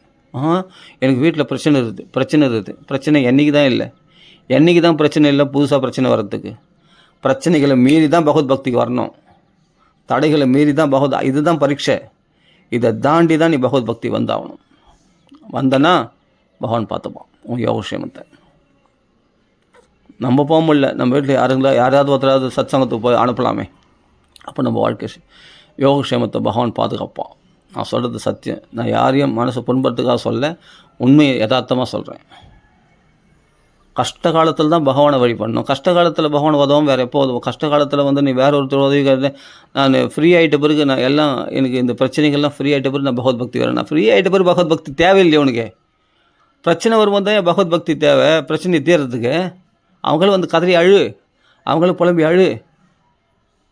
அவங்க ரத யாத்திரை பிடிச்சி அவங்க கயிறை பிடி, நீ ரத யாத்திரை நடக்குதுல, ரத யாத்திரை கயிறை பிடிச்சி அழு. ஜெகநாதா எனக்கு இந்த நிலைமை குத்தியே என்னை காப்பாற்றுன்னு அழு. அவங்கள கண்ணீர் விட்டு கதறு. அங்கே வந்து கேளு. நீ வந்துட்டு கேளு, நீ வராமல் இங்கேருந்து பேசாத. துணிஞ்சடிச்சு அந்த இடத்துக்கு வந்துட்டு அப்போ பேசு. அங்கே கேளு, அவங்க கையில் சட்டை பிடிச்சி கேளு, அவன் கழுத்தை பிடிச்சி கேளு. உனக்கு ஃபுல் ரைட்ஸ் இருக்குது. ஜெகநாதரை கேட்கறது, பகவானை கேட்கறது, கிருஷ்ணனை கேட்கறதுக்கு உனக்கு ஃபுல் ரைட்ஸ் இருக்குது. அவன் கோயிலுக்கு வந்தேன்டா, எனக்கு இது போல் பண்ணு, என் கஷ்டத்தை தீரு அப்படின்னு அங்கே கேட்டேன்னா உடனே சேங்ஷன் பண்ணுவாங்க. நீ அழாத. இப்போலாம் எதுவும் பகவத் பக்திலாம் பண்ண முடியாது. எனக்கு பிரச்சனை முடிஞ்ச பிறகு நான் பார்த்துக்கிறேன். நடக்கவே நடக்காது. நீ பிரச்சனை முடிஞ்ச பிறகும் ரிலாக்ஸ் வந்தால் வரும்னு. ரிலாக்ஸ் என்றைக்கு ஆகிறது, நீ என்றைக்கு வர்றது? வரவே மாட்டான். நீ ரிலாக்ஸ் ஆனால் இது என்டர்டெயின்மெண்ட்டுக்கு இல்லை, பொழுதுபோக்காக பகவத் பக்தி பண்ணுறதில்லை. புரியுதுங்களா? அகில பந்த முக்தையே, பந்தத்தை போக்கிறதுக்காக தான் பக்தி. பகவத் எழுத சொன்னார். பந்தம் போகணும், மனசில் உள்ள பந்தம் நீங்கணும். பந்தம் நீங்கினா தான் பகவான்களை முழுசாக ஈடுபடுவேன். மனசில் உறவுகள் மேலே உள்ள பந்தம் இருந்துச்சுன்னா பகவான்களை மனசு முழுசாக ஈடுபடவே மாட்டேன். நான் ஓப்பனாக சொல்லி எழுதி தரேன். பகவான்களை முழு மனசு இல்லை, அரை மனசில் தான் நீ பக்தி பண்ணுவேன். அந்த அரை மனசுக்குரிய பக்தி பலன் அதுதான் கிடைக்கும். அதிகமாக நம்ம பகவான்களை எதிர்பார்க்க முடியாது. துணிஞ்சட்சி வரணும். தத்தை தைரியம் அதவாக தீர பண்டித அதவாக. அப்படி துணிஞ்சட்சி பகவானை கதினி நீ பார். மாம் ஏகம் சரணம், அவனை பிடிச்சிக்கோ. நீ அதுக்காக பகவானுடைய பக்தியை விட்டுடாத. துணிஞ்சட்சி பகவான்களை வா பார்த்துடலாம், பகவானா நாமலாம். அங்கே தான் கலியை சாவடிக்கிற நீ. அங்கே தான் கலியை பலி கொள்ளும் கீர்த்தனம் பாடிறேன். நான் 24 hours ஹரே நாம ஹரே கிருஷ்ணா நான் சொல்லுவேன். ஹரே கிருஷ்ண பகவான் நாமத்தை நான் ஹரே ராம ராம ராம ஹரே ஹரே, ஹரே கிருஷ்ணா கிருஷ்ண கிருஷ்ணா ஹரே. 24 விட்டே விடாமல் சொல்லு.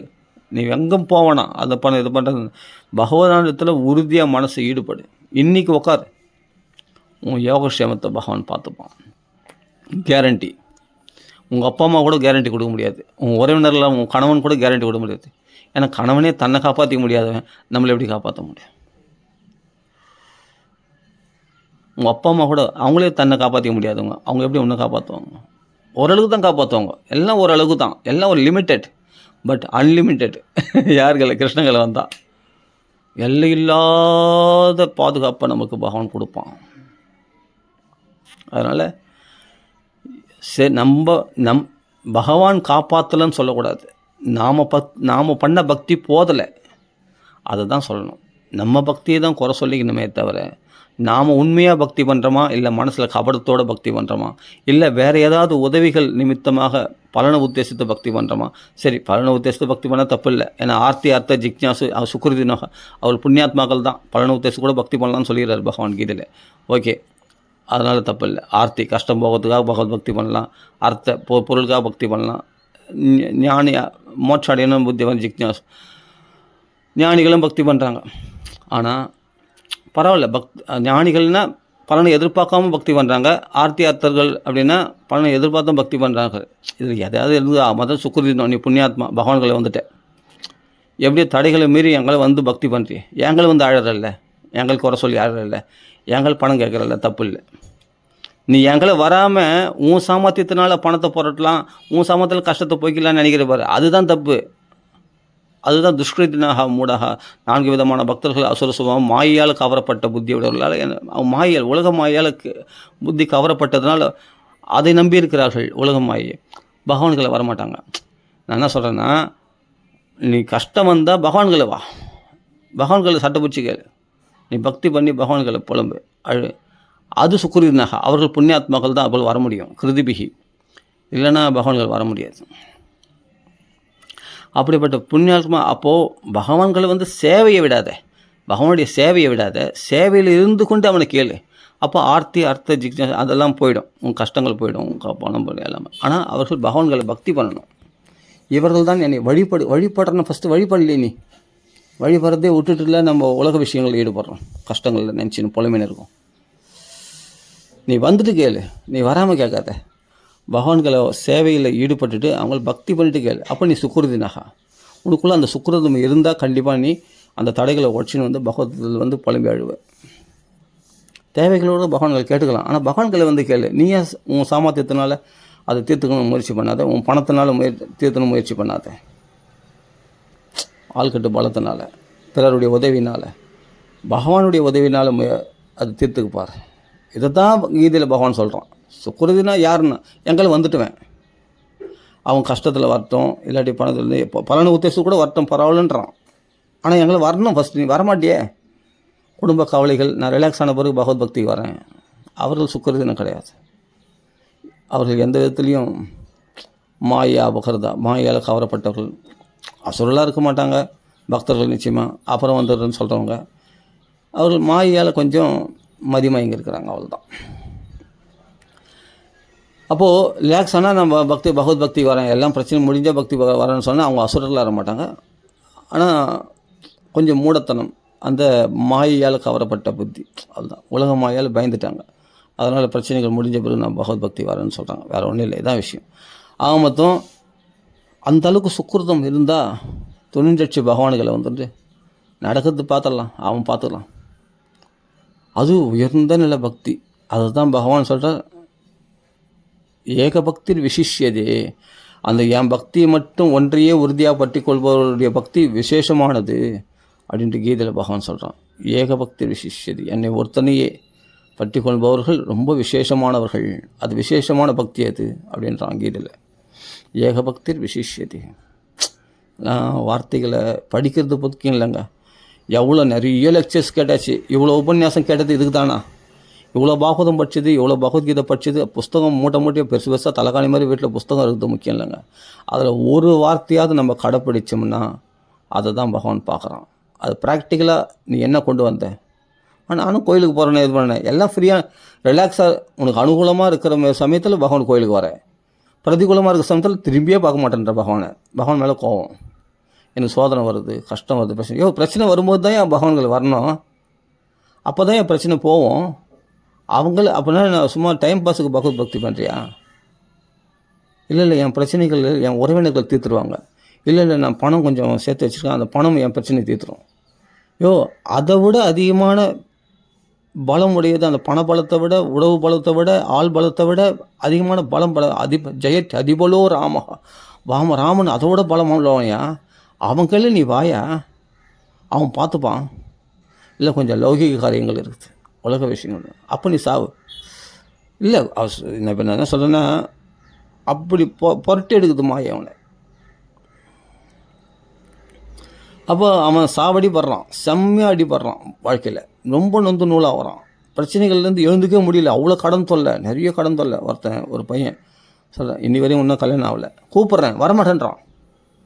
அப்போ ஏன் சாவுன்னு சொல்கிறேன்னா, அந்தளவுக்கு நான் தப்பாக நினச்சிக்காதீங்க. அப்போ அந்தளவுக்கு அடி வாங்க போ, உனக்கு நல்ல நேரம் இல்லை பகவத் பக்தி வரத்துக்கு. பகவத் பக்தி வந்துருந்தால் பிரச்சனை தீர்ந்துருக்கும்.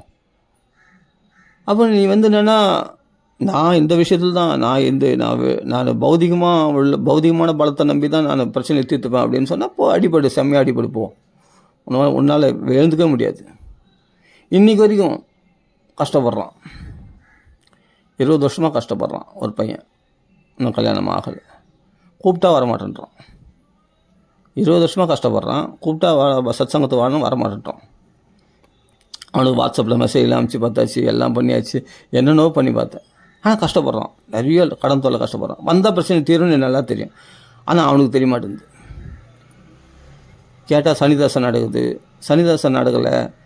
உண்மையிலே பகவத் பக்தி வராதவங்களுக்கு தான் சனிதாசன் நடக்குது. வந்தவங்களுக்கு சனிதாசியே கிடையாது.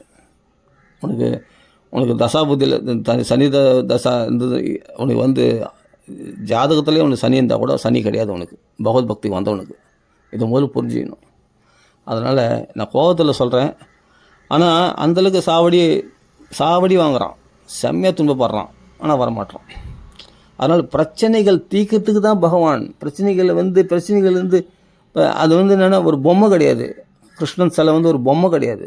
பகவான் வீட்டு இருக்கிறான் அப்படின்னு நம்புறல்ல. அப்போ அவங்களும் புலம்பி அழ வேண்டியது தானே உன் வேலை. அவங்கள சட்டை பிடிச்சி கேளு, ஏன்டா நீ இப்படி கஷ்டப்படுத்துறேன்னு. கஷ்ட காலத்தில் தான் பகவான் தேவைப்படுறான். கஷ்ட காலத்தில் வர மற்ற நேரத்தில் நீ ஃப்ரீயாக இருக்கும்போது ரிலாக்ஸாக இது பண்ணுறதுக்கு என்ன டைம் பாஸ் ஆகுது. டைம் பாஸுக்கு பக்தி பண்ணுறதா? அப்போ உள்ள ஆழ்மனசோடு நீ பக்தி பண்ணலையா? அப்போ உன்னே நீ கேள்வி கேட்கணும் இல்லையா? எப்போயா பகவானத்தில் பக்தி? கஷ்ட காலத்தில் தான் திரௌபதி கோவிந்தான்னு கத்துறனா, மற்ற நேரத்தில் தன் பிரச்சனை தானே சமாளிச்சு நினச்சா நடக்கலை, தோற்று போயிட்டா. துச்சாதன தொழில் இருக்கும்போது கஷ்ட காலத்தில் தான் கோவிந்தான்னு கதறனா கையை தூக்கி. அப்போ தான் பகவான் வந்தானா இல்லையா? அவள் கஷ்டத்தை போக்கணானா இல்லையா? அமோகமான சிலைகளை கொடுத்து அவமானத்தை ரட்சித்தானா இல்லையா? திரௌபதீச்ச பரித்ராதா ஏன கௌரவ கஷ்மலாத்து பாலிதா கோபசுந்தர்யா ச கிருஷ்ணா குவாபினோ கதா. அந்த கிருஷ்ணன் எங்கேயோ தூரதேசத்து ஓடி போயிடல. நீ கூப்பிட்டா வர, நீ கூப்பிட்றதில்ல, அதனால் வரல. உன்னுடைய பக்தியில் ஒரு அளவுடையதாக இருக்கிறது. அந்த அளவை மீறி அந்த தடைகளை உடைச்சின்னு கங்கா பிரவாகம் மாதிரி, கங்கா பிரவாகம் எப்படி தடைகளை உடைச்சின்னு தன்னுடைய அலைகளை கொண்டு போய் சமுத்திரத்தில் சேர்க்குதோ, அது மாதிரி எல்லா தடைகளை உடைச்சு அப்பிரதிகதா தீக்கு போட்டு அழுத்தி வா. கிருஷ்ணனே கதி நம்பு, மனுஷால நம்பாத. நான் ஓப்பனாக சொல்கிறேன், மனுஷால நம்பாத. பகவான் கையில் முழுசாக உன்னை ஒப்படைச்சிட்டு அவனை நம்பு, உன் பிரச்சனை தீரும். அந்த பக்தி நாம சங்கீர்த்தனத்தில் தான் திருடமாக நாம சங்கீர்த்தனம் பண்ணணும். 24 hours ராமர். 24 ஹவர்ஸ்ன்றது என்னென்னா, இதுக்கு எல்லாம் இருந்தால் 24 ஹவர்ஸ்னால் எப்பொழுதும் ஜெபிக்கணும் அப்படின்னா, அப்படியானாலும் ஜெபிக்க முடியாது. அதை கோலாக வச்சுக்கோ. அப்படின்னு என்ன, எப்போது இடைவிடாமல் நாம சொல்லணும்னு அர்த்தம். 24 ஹவர்ஸும் ஜெபிக்க முடியாது. தூங்க நேரத்தெல்லாம் ஜெபிக்க முடியுமா அப்படின்னா, தூக்கத்துலேயும் கூட நாம சொல்லியிருப்பேன். நீ அந்த அளவுக்கு நாமத்தை மறக்காத அப்படின்றதுக்கு அர்த்தம். அப்படி புரிஞ்சுட்டு நம்ம பாடுக்கணும். அப்போ அந்த யோகக்ஷேமம் பகாமியகம்னு ஒரு பிராமண கதை சொன்னேன் இல்லையா? அந்த யோகக்ஷேமத்தை நான் பார்த்துக்கிறேன்னு சொன்னேன் இல்லையா? அப்போ அதை அடித்ததை மாற்றினேன். அந்த கதையை நான் பாதியில் விட்டுட்டேன், அந்த பிராமண கதையை. அதுக்கு பிறகு அது எப்படி நம்ம அப்போ மறுபடியும் உஞ்சவர்த்திக்கு போகிறாரு. இது எப்படி நம்ம அந்த ஏட்டு சுவடில் பார்த்தா அது அடிஞ்சு போன அந்த சுவடு கூட காணாமே, அது யோகக்ஷேம பகாமியகம் எப்படி பகவான் பார்த்துப்பான் அப்படின்னு சொல்லிட்டு அந்த பிராமணன் மறுபடியும் உஞ்சவர்த்தி எடுத்துன்னு அந்த சொம்பு எடுத்துன்னு போகிறாரு. கோவிந்தா கோவிந்தா கோவிந்தான்னு பிச்சை எடுப்பாங்க இல்லையா? அந்த சனிக்கிழமை கோவிந்தா பிச்சை. அது மாதிரி ஒரு பாட்டுக்கு பகவான் நாமா சொல்லிட்டு போய் பிச்சை எடுக்கிறார், யாசகம் கேட்குறாரு உஞ்சவர்த்தி. அப்போ தான் ஒரு பையன், சரி இவருக்கு நிரூபித்து காமிச்சா தான் அவருக்கு புரியும் அப்படின்னு சொல்லி உடனே கண்ணங்கரையல்னு ஒரு ஹரிஜன பையன், அந்த பையன் வரான். ஆனால் செம்ம அழகாக இருக்கிறான், தலைப்பாங்க கட்டிக்கின்னு அப்படி வரான். அந்த பையன் ரொம்ப அழகாக இருக்கான், கண்ணங்கரையல்னு இருக்கான். அவன் என்ன பண்ணால் ஒரு அரிசி மூட்டை எடுத்துன்னு வந்தான். நேராக மாமி அப்படின்னு மாமி உடனே அவர் உஞ்சவர்த்தி போயிருக்கார் பிராமணர். அவருடைய மனைவி அந்த மாமி இருக்கா வீட்டில். அப்போ அந்த மாமிகள் அந்த பையன் சொல்கிறான், மாமி அப்படின்னு. யாரா நீ? பக்கத்து ஹரிஜன பையனாக இருக்கிறான், கண்ணக்கரையில் இருக்கான். யாரா நீ? என்ன? ஒன்றும் இல்லை மாமி, மாமா தான் வந்து இந்த மூட்டை குத்த வச்சார், உங்கள் வீட்டில் இறக்கிடணும். எங்கள் வீட்டில் இறக்கிட்டாங்க. வீட்டில் வேணாம், இந்த திணைமலை அப்படி இறக்கிடு அப்படின்னு அந்த மாமி உடனே திணைமலை அந்த அரிசி மூட்டை இறக்கிட்டு போயிட்டான். சரி வரேன் மாமி அப்படின்னு. சரி சரி சரி போயிட்டான் அப்படின்ட்டு. அப்புறம் பார்த்தா இந்த பிராமண உஞ்சவர்த்தி அன்றைக்கி பார்த்தா எல்லா வீடும் கதவு சாத்திட்டு எங்கேயோ ஊருக்கு போயிட்டான் போகுது. ஓரத்தோட அவர் எத்தனை வீடு போனோன்னு நினச்சாரு, அத்தனை வீட்லேயும் பார்த்தா ஆளே இல்லை. போட போல் குண்டுமணி அரிசி ஏதோ கொஞ்சோண்டு அரிசி கிடச்சிது. அந்த ஃபஸ்ட்டு அது அரசம்புறம் போகும், சுத்தமாக இல்லை. பகவான் பற்றியா கொஞ்சம் கூட கருணை இல்லாதவன் யோகம் பார்த்துப்பேன், என் யோகக்ஷேமத்தை பார்த்துப்பேன் நான். உனக்கு அந்த கொஞ்ச நேரம் துன்பத்தை சகிச்சு முடியல இல்லை உன்னால், பிரச்சனைகள் வரதான் செய்யும். அதை தாண்டி பக்தி பண்ணுறியான்னு தான் பகவான் பரீட்சை வைக்கிறான். ஏன்னா பக்தர்களை பரீட்சை பண்ணால் வேறு யாரை பரீட்சை பண்ணுவான்? ஏன்னா நீ பக்தியில் வந்திருக்க இல்லையா, உங்கள் தான் கொஞ்சம் விளையாடும். அந்த சமயத்தில் நீ உறுதியாக பற்றி கொண்டாய், ஆனால் அந்த பரீட்சையில் பாஸ் பண்ணிட்டேன்னா உனக்கு அமோகமான குசலருக்கு வந்து பசியில் எப்படி வாட்டி எடுத்து கொஞ்ச காலம் அவங்கள பசியில் வாட்டி எடுத்து சோதித்தானோ, அதுக்கு பிறகு அமோகமான செல்வத்தை வர்ஷிச்சானோ, அவருடைய மனப்பான்மையை பார்த்து அது மாதிரி மனசை பார்த்து வாழ மாற்றுவான். நீ பரீட்சையில் ஃபெயில் ஆகிடுறியே, அடிக்கடி ஃபெயில் ஆகிடுறியே, அதனால தான் உனக்கு துன்பங்கள் தொடர்ந்து வந்துனே இருக்குது. எப்பாவது ஒரு தடவை நீ பாஸ் ஆகிட மாட்டியா அந்த பரீட்சையில் அப்படின்னு தான். அப்போ என்ன பண்ணார், இவர் உஞ்சவர்த்தி எடுத்துன்னு வராரு. கிருஷ்ணன் பற்றியா என்னை காப்பாற்றல, நான் யோகசம் வகாமியகம் சொன்னான். கட்சியில் பார்த்தா இன்றைக்கி பார்த்தா கொஞ்சம் அரிசி கூட வரல அப்படின்னு சொல்லிட்டு அவர் பாட்டுக்கு அந்த சொம்போடு வராரு. வந்து பார்த்து அப்படியே கவலையாக வந்து பார்த்தா திணிமலை அரிசி மூட்டை இருக்குது. அப்போது அவங்க ஆத்துக்காரியை கூப்பிட்றாரு. ஏண்டி ஏது இங்கே அரிசி மூட்டை வந்தேன், நீங்கள் தான் கொடுத்தாமிச்சின்னு சொல்லிட்டு ஒரு பையன் வந்து சொன்னான். அவன் யார் எப்படி இருந்தான்னா, ஒரு ஹரிஜனன்னா, கண்ணக்கரையில் இருந்தான், பார்க்கறதுக்கு ஒரு ஹரிஜனம் பையன் மாதிரி தருது. ஆமாம், அதனால் தான் அவன் ஹரிஜனங்கள் அல்லவா அவர்கள்லாம். மூட்டையே அரிசி மூட்டையா? அரிசி மூட்டை அதெல்லாம் வந்துச்சு. அவளுக்கு என்ன அரிசி மூட்டை பருப்புலாம் வந்தால் என்னன்னு தெரியல, எல்லாமே எல்லா யோகக்ஷேமத்தையும் பகவான் பார்த்தனா. அப்போது வகாமின்னா சுமப்போன்னு அர்த்தம்.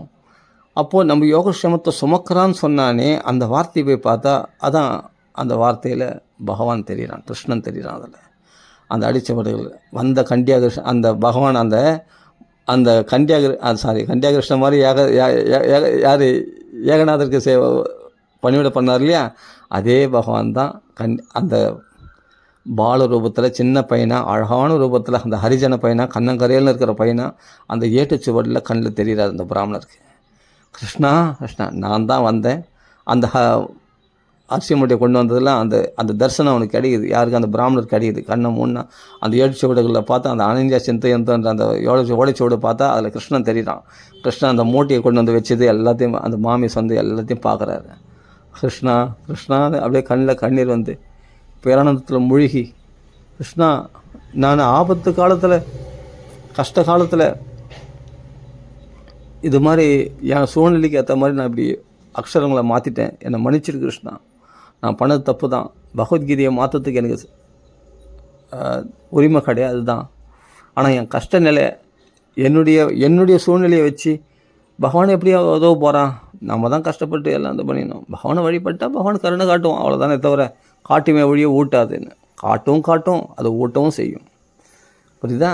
இன்றைக்கி ஊட்டிட்டேன் பார் அப்படின்னு சொல்லிட்டு அந்த அரிசி மூட்டையை பார்த்துட்டேன். அதுக்கப்புறம் பார்த்தா இவருடைய யோகக்ஷேமம்லாம் கஷ்டமே கிடையாது. இவருக்கு அரிசி பருப்பு கிருப்பு எல்லாம் தன்னாலே வந்து சேரும். பார்த்தா இவர் பாட்டுக்கு நான் உட்காந்து ஹரே கிருஷ்ணா கிருஷ்ண கிருஷ்ண ஹரே ஹரே ஹரே ராம. இன்மேட்டு ஏன் உஞ்சவர்த்தி போகிறார் அவர் பாட்டு பகவான் நாமத்தை அனன்ய சிந்தையோடு. இல்லைன்னா நீ பிச்சைக்காரன் தான். பகவானை உறுதியாக பற்றி கொள்ளாத வரைக்கும் நீ பிச்சைக்காரன் தான். நீ கஷ்டப்பட்டு தான் உன் உழைப்பில் தான் நீ சாப்பிட்டாகணும். உன் கஷ்டத்தில் தான் நீ சாப்பிடணும். அப்போ உஞ்சவர்த்தி எடுத்து தான் அவர் சாப்பிட்டாகணும். அது ஒரு பிராமண தர்மம். அதனால் அந்த தர்மத்தை கடைப்பிடிக்கணும். அந்த சர்வ தர்மம் பரித்தேச்ச தீக்குப்பட்டு எங்களை தான் வந்து சரணாகதி அண்டிட்டா அது எப்படி என்ன நான் உனக்கு விட்டு கொடுக்குறதா? முடியவே முடியாது. அப்போ முடியாது, நானும் உனக்கு ஒன்றும் பண்ண முடியாது. அப்படிலாம் இல்லை, பகவான் கருணை காட்டுறான். ஜக்ஷிதா ஜீவலோகசிய எல்லாருக்கும் ஒரு கருணை காட்டுறான். அவன் கர்ம வினைப்படி நீ பண்ண புண்ணியத்துக்கு முன்னே என்ன பண்ணுமா அந்த கர்ம வினைப்படி கருணை காட்டுவான். ஆனால் தனி ரக்ஷிதா ஜீவலோகசிய ரக்ஷித ஸ்வஜனசிய தன் ஜனங்களை ரட்சிக்கிற மாதிரி உன்னை ரட்சிக்க மாட்டேன். உன் கர்ம வினைப்படி உனக்கு துன்பம் வரும்போது துன்பம் வரும், இன்பம் வரும்போது அதை அனுபவிச்சுக்கோ, அப்படி ரட்சிப்பான். ஆனால் எல்லாத்தையும் தூக்கி போட்டு, அதான் சொல்கிறேன், சுதாகார பிராப்த புத்திர ஆப்தான், எல்லாத்தையும் மனைவி குழந்தை எல்லாத்தையும் தூக்கி போட்டு என்னை ஒருத்தன் சரணாகதி அடைஞ்சிருக்கிறான், அந்த அகம் பக்த பராதீனம், அந்த அம்பரீஷனுக்கு துரோகம் பண்ணிவிட்டு என்னிடத்துல உதவி கேட்குறியா? நடக்கவே நடக்காது. அந்த அம்பரீஷன் காலையில் போய் விழு அப்படின்னு துர்வாசருக்கு பகவான் சொன்னார். ஏன்னா அவனுக்கு மனைவி முக்கியம் இல்லை, சப்த தீபங்களும் முக்கியம் இல்லை, லோஷ்டவத் ஸ்மிருதம் மண்ணாங்கட்டி சம்மானிச்சும் சொப்ன சொந்தது, இந்த சொப்னமும் போல் கனவுக்கு நிகரானது இந்த வாழ்க்கை, இந்த சொப்ன வாழ்க்கை அப்படின்னு நினச்சிட்டு என்னையே சரணாகதி அடைஞ்சிருக்கானே, அவனுக்கு துரோகம் பட்ட பக்த வினீந்தகாக, அந்த பக்தனை நிந்திச்சுட்டு எங்களை வந்து எப்படி உதவி கேட்குற நீ? தபசும் வித்தியும் வினயம் உள்ளவர்களுக்கு தான் ஸ்ரேயஸை கொடுக்கமே தவிர அகங்காரம் உள்ளவர்களுக்கு கிடையாது. அதனால் நீ தபஸ்வியாக இருக்கலாம், பெரிய வித்தியை உள்ளவர்களாக இருக்கலாம், ஆனால் பக்தனை அவமதிச்சுட்டு எங்களை நான் எதுவும் பண்ண முடியாது அப்படின்னு சொல்லி பகவானை கைவிரிச்சிட்டான். யார்? துர்வாசருக்கு. உடனே துர்வாசர் போய் அம்பரீஷன் காலில் விழுந்தாரா இல்லையா? பாகவத்தில் படிக்கிறோமா இல்லையா? அப்போ இவ்வளோ விஷயங்களும் படிச்சுட்டு நான் அதே வந்து பழைய குருடி கதவு திரடின்ற மாதிரி நான் இதே மாதிரி தான் பௌதிக விஷயத்தில் தான் ஈடுபடுவேன். அப்போ எதுக்கு தான் படித்தேன்? அப்போ என்ன பக்தி பண்ணுற நீ? வெறும் விதி நியமங்களை, கட்டுப்பாடு விதிகளை கடைப்பிடிச்சு விதி நியமங்களை கடைப்பிடிக்கிறத தவிர ஆந்தரிகமான பக்தி இல்லையே. அந்த ஆந்தரிகமான பக்தி தானே பகவான் சந்தோஷப்படுவான். அப்படியேப்பட்ட பகவான் நீச்சனாக இருந்தால் கூட, குளிக்காமல் கொள்ளாமல் நீச்சனாக இருந்தால் கூட, ஆந்தரிகமாக பக்தி பண்ணுறவங்களுக்கு தான் பகவான் உடனே கருணை காட்டுவான். யோசிச்சு பாருங்கள். அதனால்தான் சன்னியாசிகள் பரதேகேஸ்வர் குளிக்க மாட்டார், இது பண்ண மாட்டார். அந்த ஆந்தரிக பக்திக்கு தான் காளிகோயிலேருந்து அவர் காப்பாற்றுது. கஷ்ட காலத்தில் தான் பகவானை வழிபடணும், மற்ற நேரத்தில் வழிபட்டு பிரயோஜனம் இல்லை. உன் கஷ்டங்கள் அப்போ தான் போகும். கஷ்ட காலத்தில் பகவான் நினைக்கிறியான்னு பார்ப்பான், அதான் உனக்கு பரீட்சை. கஷ்ட காலத்தில் அப்போ நீ கொஞ்சம் உனக்கு பிரச்சனை வந்தால் பகவானை விட்டுருவேன். நான் பகவானுடைய சேவையில் ஈடுபட மாட்டேன், பகவான் விசேஷத்துக்கு வரமாட்டேன், பகவத் பக்திக்கு வரமாட்டேன், பகவத் சத் சங்கத்துக்கு வரமாட்டேன், எதுவும் பண்ண மாட்டேன். என்னப்பா இது? அவனை தவிர உன்னை காப்பாற்றக்கூடியவன் யாரும் கிடையாது. முதல் நான் அந்யத்வத அபயம் பஷ்யே எத்திர மிருத்யு பரஸ்பரம். இந்த உலகத்தில் மரணத்தை விளைவிக்கின்ற பரஸ்பரம் பல தொல்லைகள் நடுவில் அவன் ஒருத்தனை தவிர அந்த மரண பயத்தை போக்குற வேறு யாருமே கிடையாது. நான் அந்யத்வத அபயம். துஞ்சச்சு வா, சந்தோஷமா வா பகவான்களை, இல்லை அழுதுண்டு வா, புலம்பின்னு வா, உன் கஷ்டங்களை பகவான்களை கோரு, உன் பிரச்சனை தீரும். இது தான் ஒரே வழி, ஒரே சொல்யூஷன்.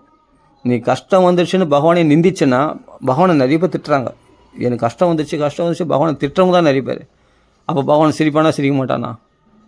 அப்போ உனக்கு அனுகூலமாக இருந்தால் என்னை சேவிப்ப, என்னை உனக்கு குத்துனே இருந்தால் நீ என்னை வந்து வழிபடுவேன், உனக்கு சுகமாக வச்சுருந்தா என்னை வந்து கும்பிடுவேன், உனக்கு கொஞ்சம் கஷ்டம் வந்துச்சுன்னா என்னை விட்டு போயிடுவேன். அப்படி தானே? கஷ்ட காலத்தில் தான் பகவான் தரிசனம் வேணும்னு சொல்லிட்டு குசேலர் போய் பார்த்தார். அவர் பணத்தை நோக்கி போகல.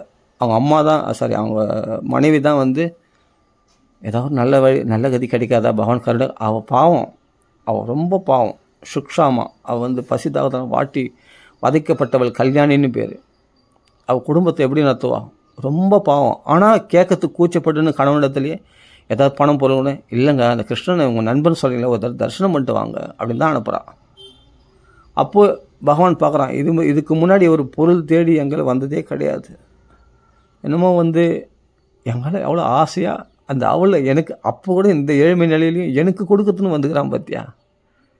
தன் கஷ்டத்தை வெளிப்படுத்தி நான் இவ்வளோ நான் ஏழைப்பட்டனா கஷ்டப்படுறேன், அதோட சாப்பாட்டுக்கு வழி இல்லை, குழந்தை குட்டிகள்லாம் பசியும் பட்டி மாதிரி இருக்குது, வயிற்றில் ஈர துணி போட்டு படுத்துனுக்கிறேன் அப்படின்னு சொன்னாரா குசலர்? எங்கன்னா புலம்புனாரா? அவர் குருகுல வாசத்தில் நடந்த விஷயங்கள்லாம் சல்லாபம் பண்ணிங்கன்னு அந்த விஷயத்தை பேசுகிறாங்க ஜாலியாக.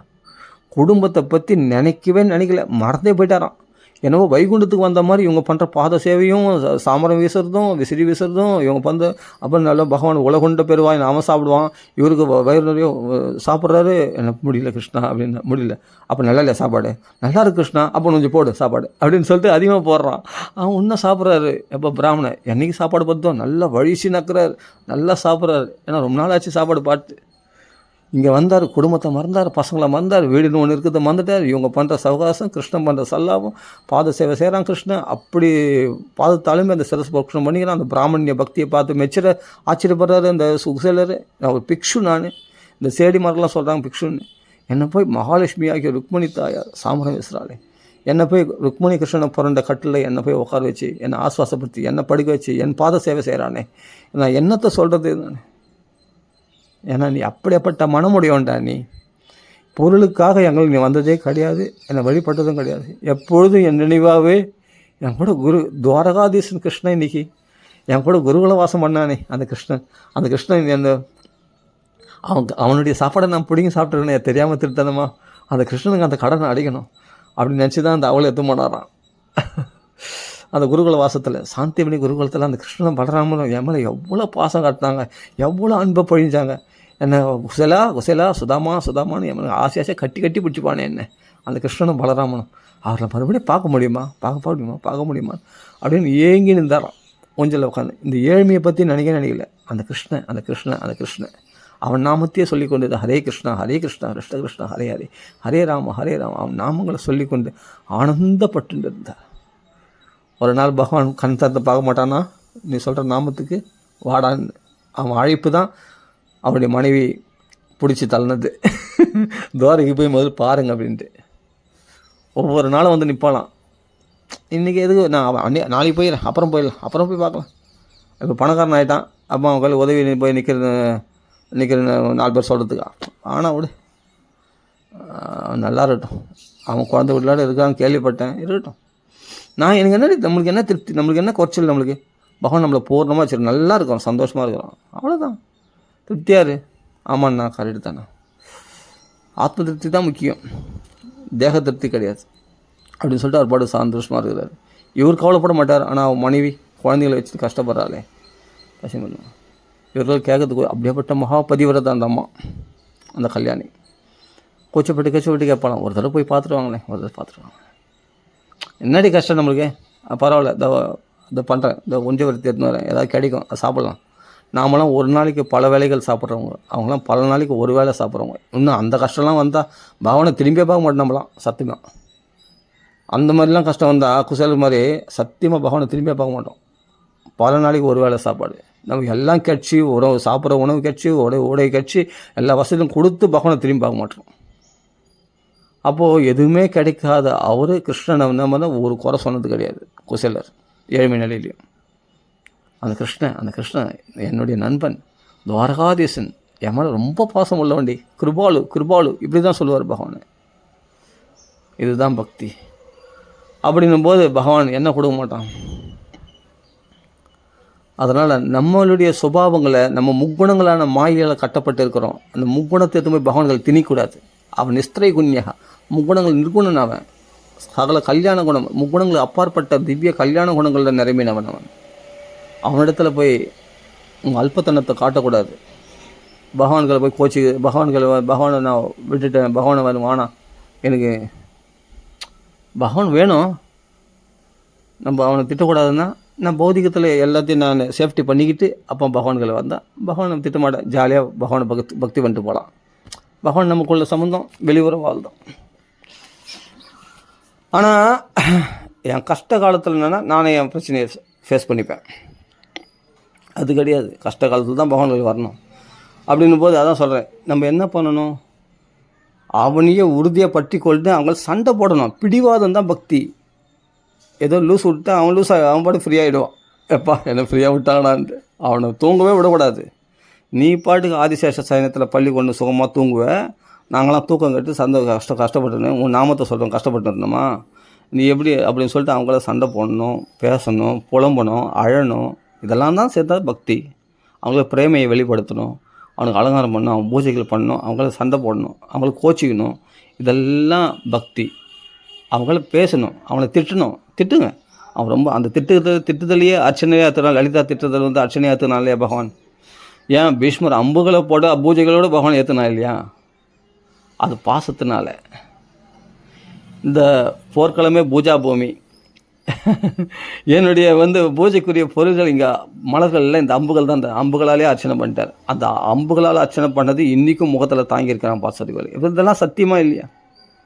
அப்போ அம்புகளால் பொத்துக்கணும், அப்படி ரத்தம் ஊற்ற கூட அதை கூட பூஜையாக பகவான் ஏற்றுக்கிறான்னா, விஷப்பாலை கொடுத்த போதனையை கூட அவள் தாய்ஸ்தானத்தை கொடுத்து அதையும் அவளுக்கு எனக்கு ஆசையாக பால் கொடுத்தாலேன்றதை எடுத்துக்கினானே தவிர அவள் உள்ள தோஷத்தை நீக்கி நல்லதை மட்டுமே பார்க்குறவன் இல்லை கிருஷ்ணன்.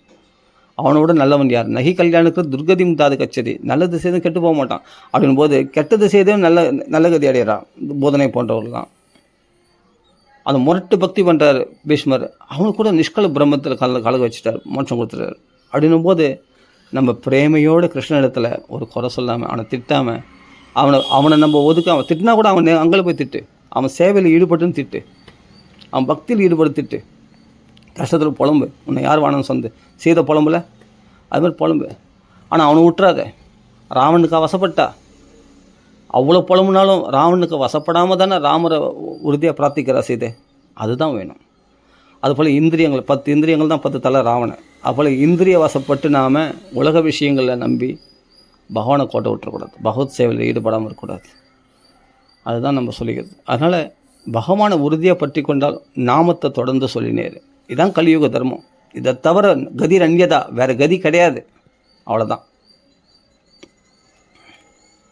ராம் ராம ராம ராம் ராம ராம ராம ராம ராம் ராம் ராம் ராம ராம ராம ராம ராம ராம ராம ராம ராம ராம ராம் ராம ராம் ராம ராம் ராம ராம ராம ராம ராம ரம ராம ராம ராம ராம ரம ராம் ராம ராம ராம ரம ராம் ராம ராம ராம ரம ராம ரம ராம ரம ராம ரம ராம.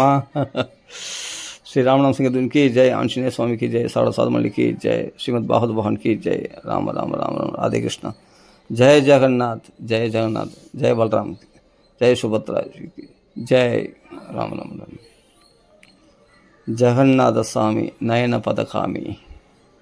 राम राम राम राम. श्री रामनाम संकीर्तन की जय, सावड़ा साधमल्ली की जय, आंजनेय स्वामी की जय, सावड़ा साधमल्ली की जय. जगन्नाथ बलदेव सुभद्रा जी, सुभद्रा जी की जय, बलराम जी की जय, जगन्नाथ प्रभु की जय.